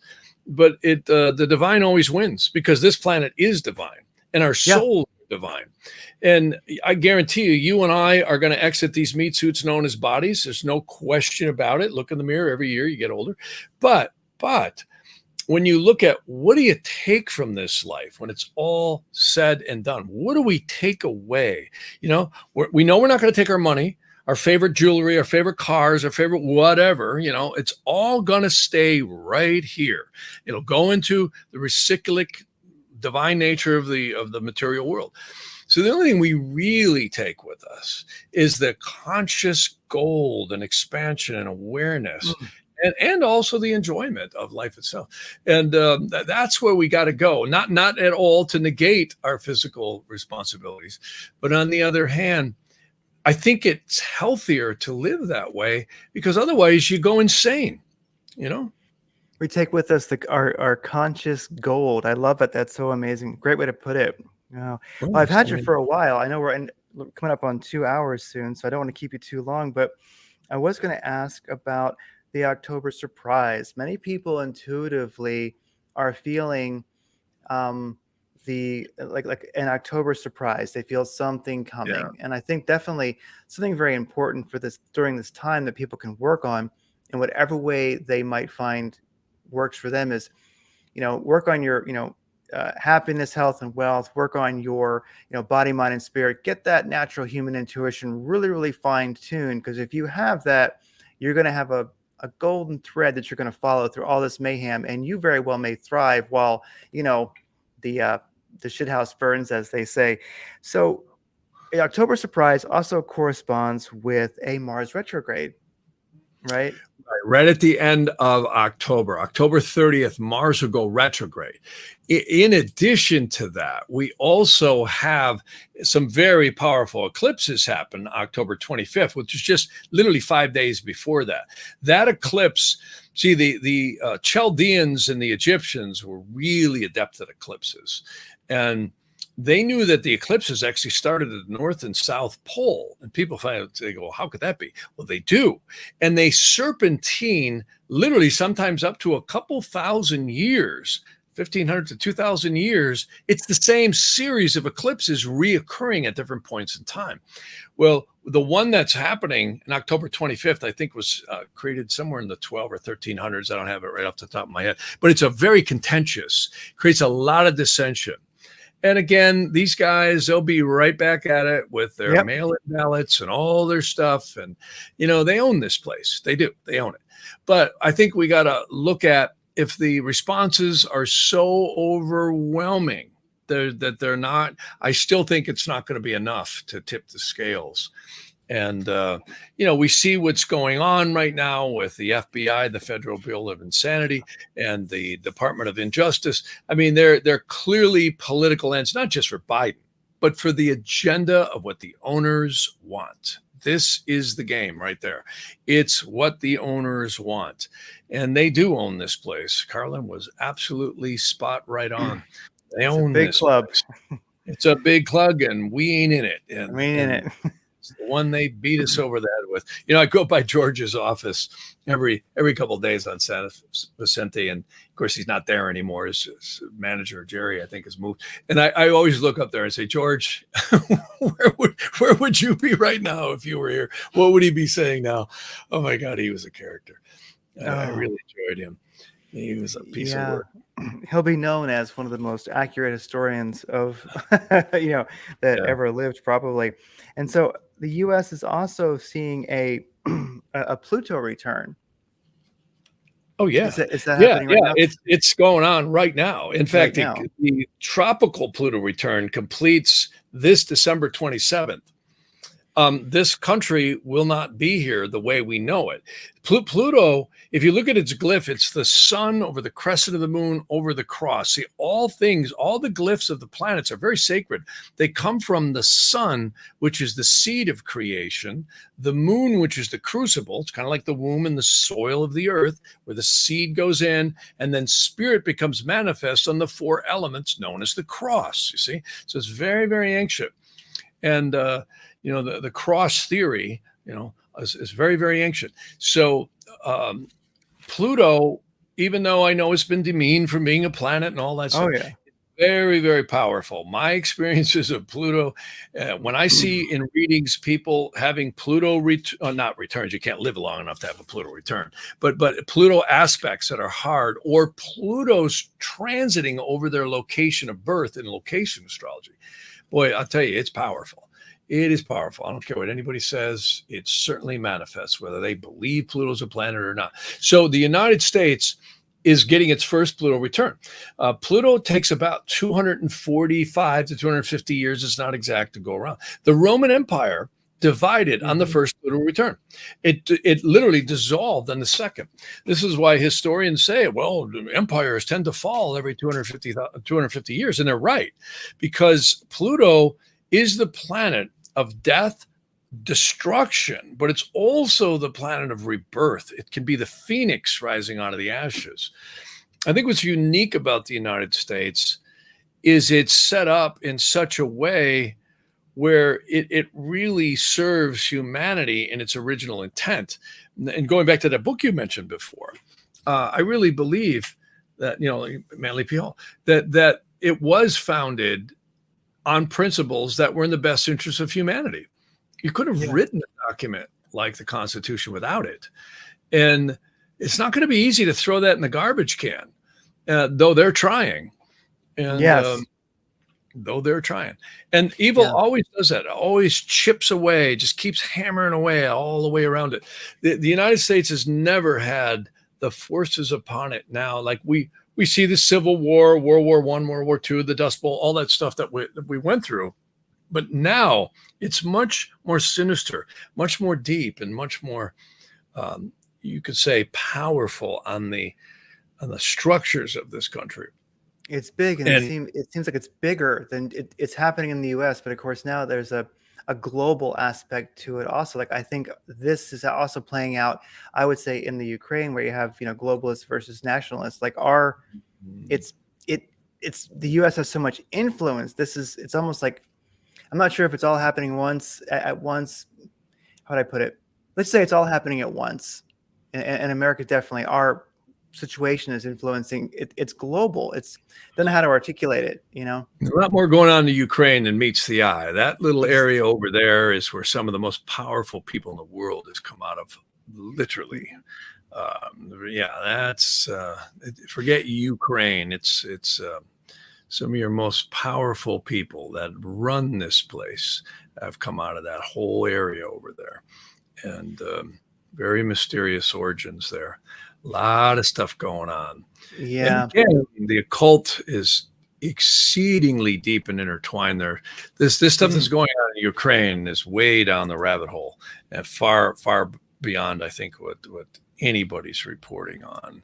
And again, they and I think people can feel it. And that's the thing. There's an energy changing in the world as at this moment. It's really a great reset and great awakening where I know a lot of people are falling for, as the mainstream media says what it's supposedly about. But I am finding a lot of I don't like to use the word normies, but let's just say normies, for lack of a better word, who are now coming to the firm conclusion that this is just a great reset in one form or the other. Like the West's involvement in this is for its own demise. And we have to stop. We have to get our governments to get out of that situation. Yeah. It's hard for me to hear you. The internet connection's really breaking up right sorry about that. Am I back now? You're better, yeah. Okay, I couldn't hear all of that. Oh, okay. Sorry about that. It's in general, to summarize. It seems that humanity right now on a normie level is realizing that the West's involvement in the Ukraine, in that proxy battle, is ultimately just the bringing in. It's an aspect of the bringing in of the Great Reset, ultimately. And so normies aren't falling for the Ukraine situation. Yeah, I tell you, we go on a global currency, and if it's not set up right, boy, we're really going to be we're going to see the future hit us like a freight train, because they can literally control. We will be fish in their barrel at that juncture. So it's if we go cashless, and it's always down to the money. It really, really is. I think it was Rothschild that said, "You give me control of the money, and I don't care who makes the laws." Yeah. And then there was another one that said, I make more in one day of war than I do in a year of peace or longer. And, another guy who said it was, what's his name? JP Morgan. He said, literally, millionaires don't use astrology, billionaires do. And it's a lot of these people, they know on the lower planes, the astrology is very, very accurate. And they have timed themselves to make their move now. And what's interesting is, we hear about Agenda 220 or Agenda 240, Agenda 230. They keep moving it around. They have things timed with major astrological points that are very, very powerful. The Saturn-Pluto conjunctions happen about every 35 to 38 years. And they know when this stuff comes. And there's more than that. This one was really major in 2020. That this has got far deeper, far-reaching implications than we're aware of, because it's COVID and all that, but look what it's allowed to happen. They're really pushing to restructure the financial and energy sources of this entire globe, and that's going to allow them to put in their new one world order if they're not stopped. And I believe that there's people and also maybe some divine forces that don't want the human race incarcerated like it will be if they achieve their goals. And they'll kill off half the human race. They do not care. They do not. They'll kill 3/4 of the people if they're allowed to do it. Oh yeah, they'll kill all but 500 million if that's what they have to do, and then they'll kill a few 100 million more. It does not matter to them. No, these are not nice people. These are very. They actually love death. They really do. It's sickening. They worship it. Yeah, they kind of do. They really do. It depends on who they are, but yeah, some of these folks, and again, I have to blame the occult black magic that gets involved here. It's very titillating because you get wonderful powers in the physical plane from it, but you can destroy the soul and you create a lot of trouble. And the spirits really like it. And that's why this full circle goes back to this very interesting war. Yeah, the globalists and nationalists, but it's really a war again, and always has and always will be, between good and evil. It's Yeah. always these balanced forces. If you look at a sine waves oscillate from a beginning point and they peak, and then they'll go down and cross the 0 point and go to the negative point. They're always oscillating in a sinusoidal fashion. And you see it in energy, you see it in life, you see it in cycles of the world, you see it in astrology. And this is where it's always been. And us souls are just here sojourning for this short little time of these incarnations. And I really think it's a battle of the soul much more than it is anything else. I think people are feeling that too. At least I am. That you gotta ultimately stay in that love vibration. To win this, because ultimately, it just does not seem like it's going to be a kinetic confrontation, as the term goes. It's ultimately, we've all had the frustration of thinking that if everybody knew, what was going on, it would change things, but it doesn't really seem to change things. It's ultimately changing ourselves, I guess. So this really is a spiritual war, and it's good versus evil. And that's the thing. You're going to do a lot more with meditating and purifying yourself and getting in touch with your with God, soul, basically, than you are with a rifle. And that's frustrating because the rifle is so much easier. Like this battle is the deepest and hardest one for that heroic character, that real warrior, because it's to be a spiritual warrior, and that's the greatest challenge. I mean, that's the real battle. So we're purifying ourselves. That's how we're going to win. Well, I've had you forever, and I'm just wondering your any last thoughts, and then also, where can people find you? Jeff Harman, of course, jeffharman.com. He does an extraordinary amount of services for people, and let people know what they are. I mean, you have quite the resume. If a person gets a reading from you, they're going to get an incredible download of info. Oh, yeah, and then the more you get to know, the more you realize how much you don't know. And that's really true. I mean, the more I study this stuff, and it's really been a blessing to study this stuff. I always thank my mother for bringing me into this whole world back in the 70s, actually in the 60s. And it's really, been a fun journey. And the more you learn, the more you realize you don't know. And it's really humbling, because creation is so divine and so complex. And what we find, the more you delve into this stuff, is that we get better one by one. We go crazy in congregations, and we really do. Not that congregations aren't great, I mean, there's a lot of things to teaming together in good ways, but it's really on us all individually. There's so many books that I mention in readings to people, because it's all about that, growing. That's what we're here to do, is grow. And we when you study Vedic astrology, you really start seeing really quick how the boomerang of karma comes back in many ways, and there's no other reasons for it. When you look at the psychology and psychiatry, and you start looking at the motives and reasons for potential things to happen, there's no other explanations for it. You know what I'm saying?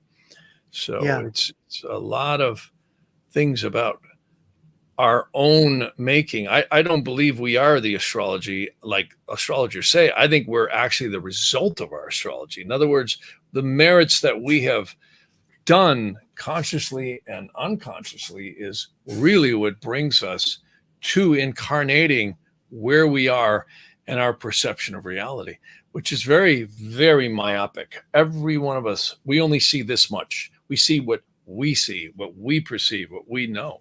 And when we take it to a much more broader perspective, we stop thinking we know, and we start really beginning to understand maybe the diversity and divinity of creation. The world is not a bad place. It's what Yeah. humans have done. I love the human race. It's just certain people I can't stand. Oh, I get it. I get it. Well, you've done exorcisms also, so you're And certain people I really very like. yeah. So having done exorcisms, you mentioned that. I remember you talking about doing exorcisms, and so you've definitely come face to face with the demonic entities, the demonic forces that do possess the individual. Yeah, a lot of times it's not so much demonics. It could be elementals that we've created and Oh wow. attract. And it also could be disincarnate souls. Disincarnate souls are huge. There's so many stray, they call them yaburs. They're wandering souls in the Aramaic and Hebrew. And, again, there's where psychiatry has really, really validated that in so many wonderful ways, like really intelligent studies. Of course, you can't get the whole medical industry to buy that, though a lot of them do.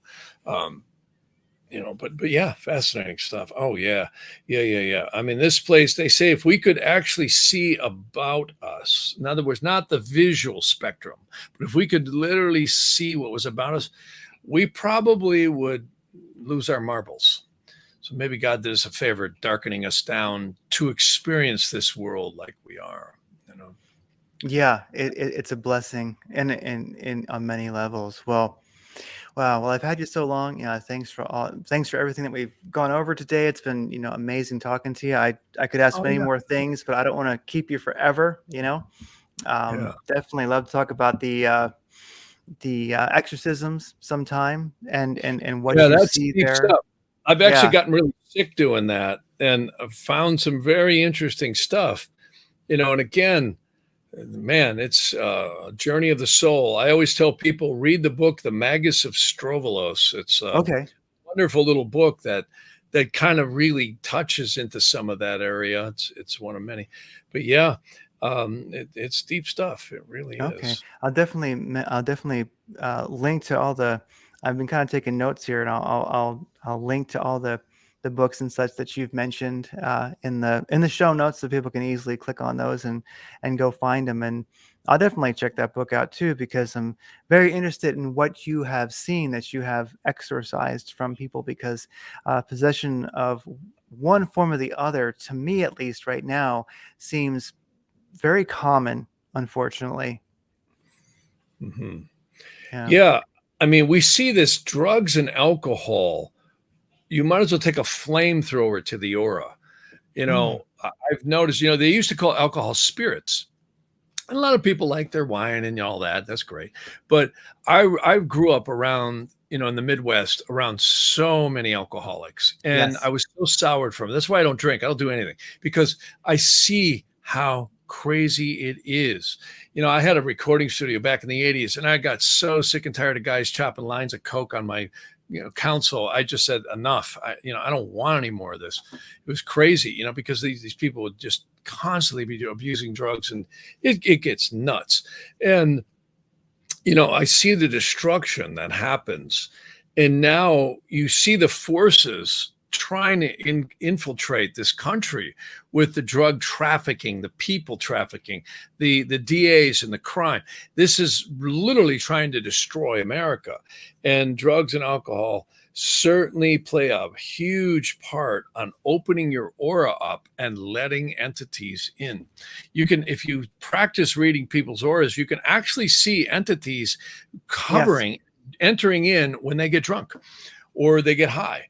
Many of the shamans will tell you that certain classes of mushrooms and other things, they literally have certain spirits that are different categories of groups around them.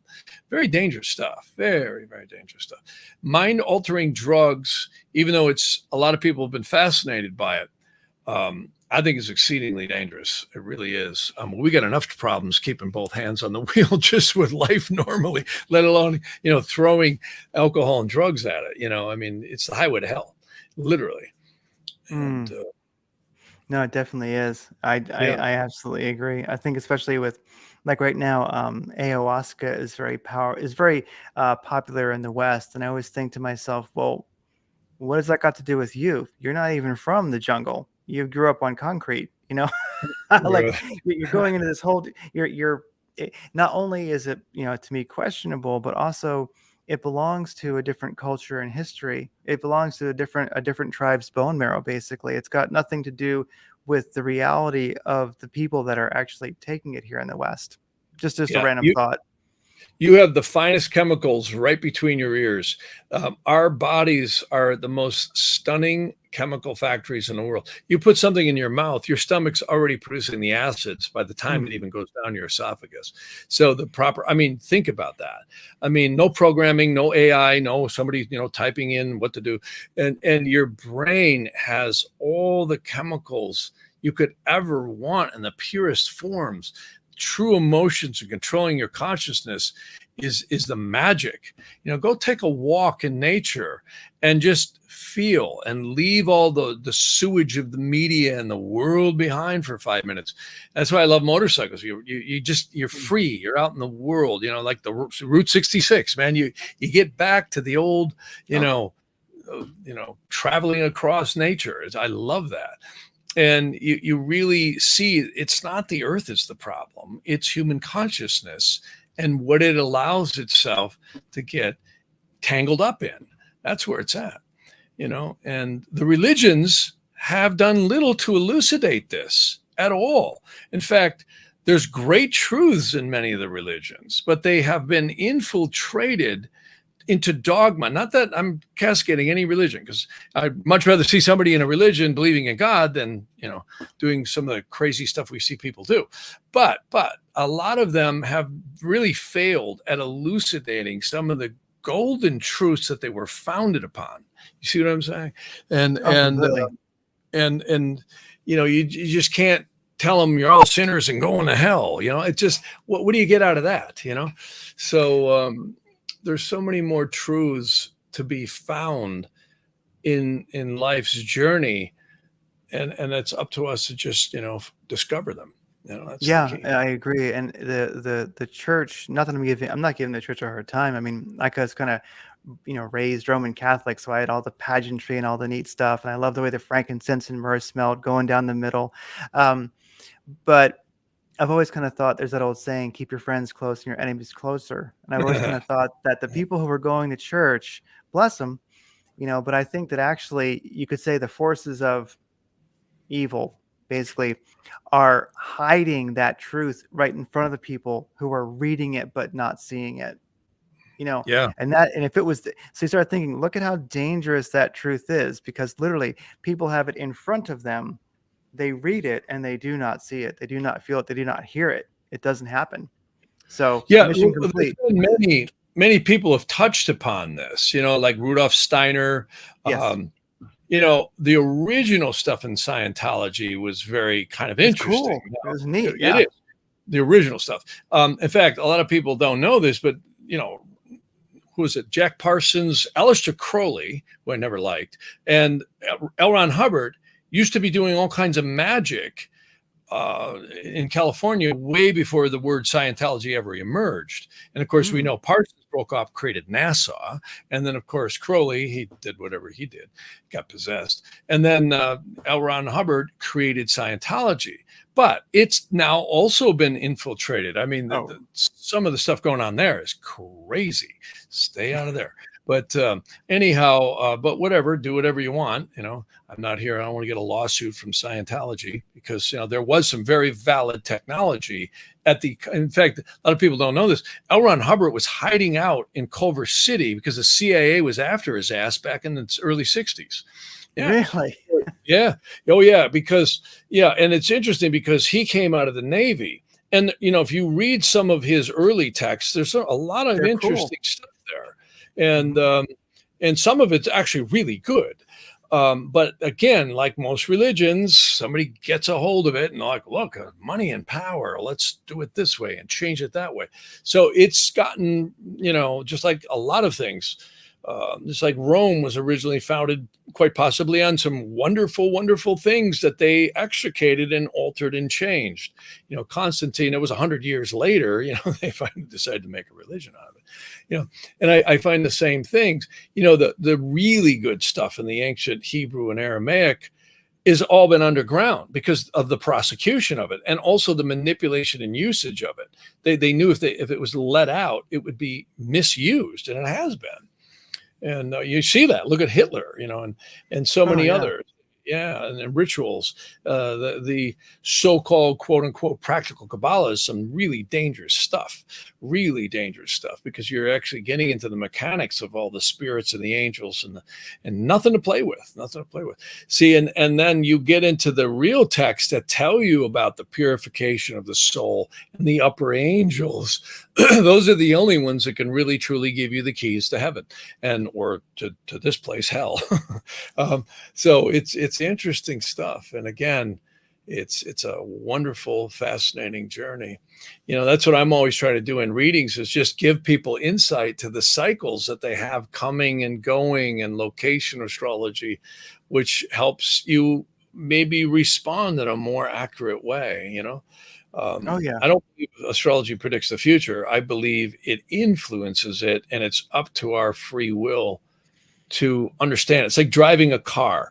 If you're paying attention to all the road signs and you're really watching, you're probably going to be a lot less likely to have an accident than if you're blazing along on the cell phone or smoking pot or whatever else everybody does in this state and other states. And then, boom, you have an accident. It's because you didn't see what's coming at you and react appropriately, or you were not operating in the conditions that, we're right for that kind of, if you're breezing down the freeway and it's, 1:00 in the morning and nobody's on the road, well, you can have a little fun, right? But you don't do that in traffic, in a busy street, and that's, where astrology is. It gives you those cycles as to when you're in traffic, when you're on that road with, no traffic and you're breezing down the road. So it's really kind of a roadmap in a lot of ways, and all roads have a place you stop and turn. You can go fast, you can go slow, and it's really kind of a guide in that sense. Yeah. It's beautiful. Yeah. Well, I can say, everybody, if you go to jeffharman.com, that's where all of his stuff is. He does amazing work with gems, and of course, everything we mentioned earlier. I got into gems years ago. I'll just say that really fast. Yeah. I was actually very skeptical. I had one teacher from India said, "Jeff, you must wear this gem." And I said, "What are you trying to do? Sell me a gemstone?" And he said, "No." He laughed. He said, just try this. And the key is getting untreated gemstones. Now, a lot of jewelers have that, but a lot of them don't. And there's a lot of synthetics that have flooded the market.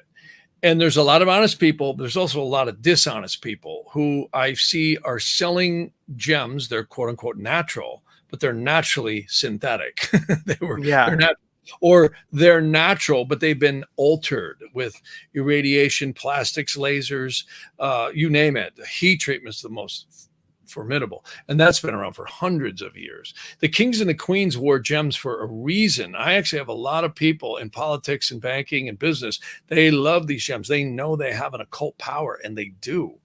And that's something I love, is because you can really feel it. So I actually do make very positive talismans that enhance the energy to the Vedic astrology. And it really makes a huge difference. I have actually worked with doctors, and we've seen the strength of the pulses literally attack, sustain, and decay more uniformly, like they should, when they're wearing the right gemstones. I actually had one Indian doctor at Kaiser Permanente, and his father was in. He said, "Jeff, can we get the right gems to help him?" And we did. And he's got scientific data that shows it. We've seen it on Kirlian photography too. So it's really fascinating stuff, how you can enhance your well-being by wearing certain, and you also want to avoid certain gemstones. Certain gemstones are not good for people. So that's something I do in the readings. I give people the gems that are suggested. And then if they're interested, I actually make them. I set the gems at a good astrological time to their birth chart. It's called electional astrology. And it's really quite fascinating, because if you charge them according to the protocols of ancient Vedic gemology, you really get an amazing energy. And again, I've experienced it, and so many people have said to me, "Wow, I didn't know I had the money," and then they come back and say, "Wow, I really feel this." I said, "Yeah, I know. It's really amazing stuff." Yeah. So definitely in the future, for myself, there's going to be a reading by Jeff Harman. Don't have that scheduled yet, but it's on my list of things to do. And so, well, I guess that kind of covers it for this session. Yeah. It's been great. Right. I mean, I was looking forward to this, and I think we covered just some great stuff. And if you actually have, I'm going to summarize stuff, but I'll send it to you. But if you Our do internet connection is so bad I can barely hear you. Oh, okay. You know what? We'll It's just been that way a lot. I hope the show comes through good. It came through good. It'll come through good. I'll tell you what. Rather than fight the bad internet connection, I'll just say, you know what? It has been great. Thanks for having been on Radiant Creators. Hope to talk to You you bet. again. Well, thanks for having me. I appreciate it. Yeah, it's been wonderful. Take care. You bet. You as well. Bye now.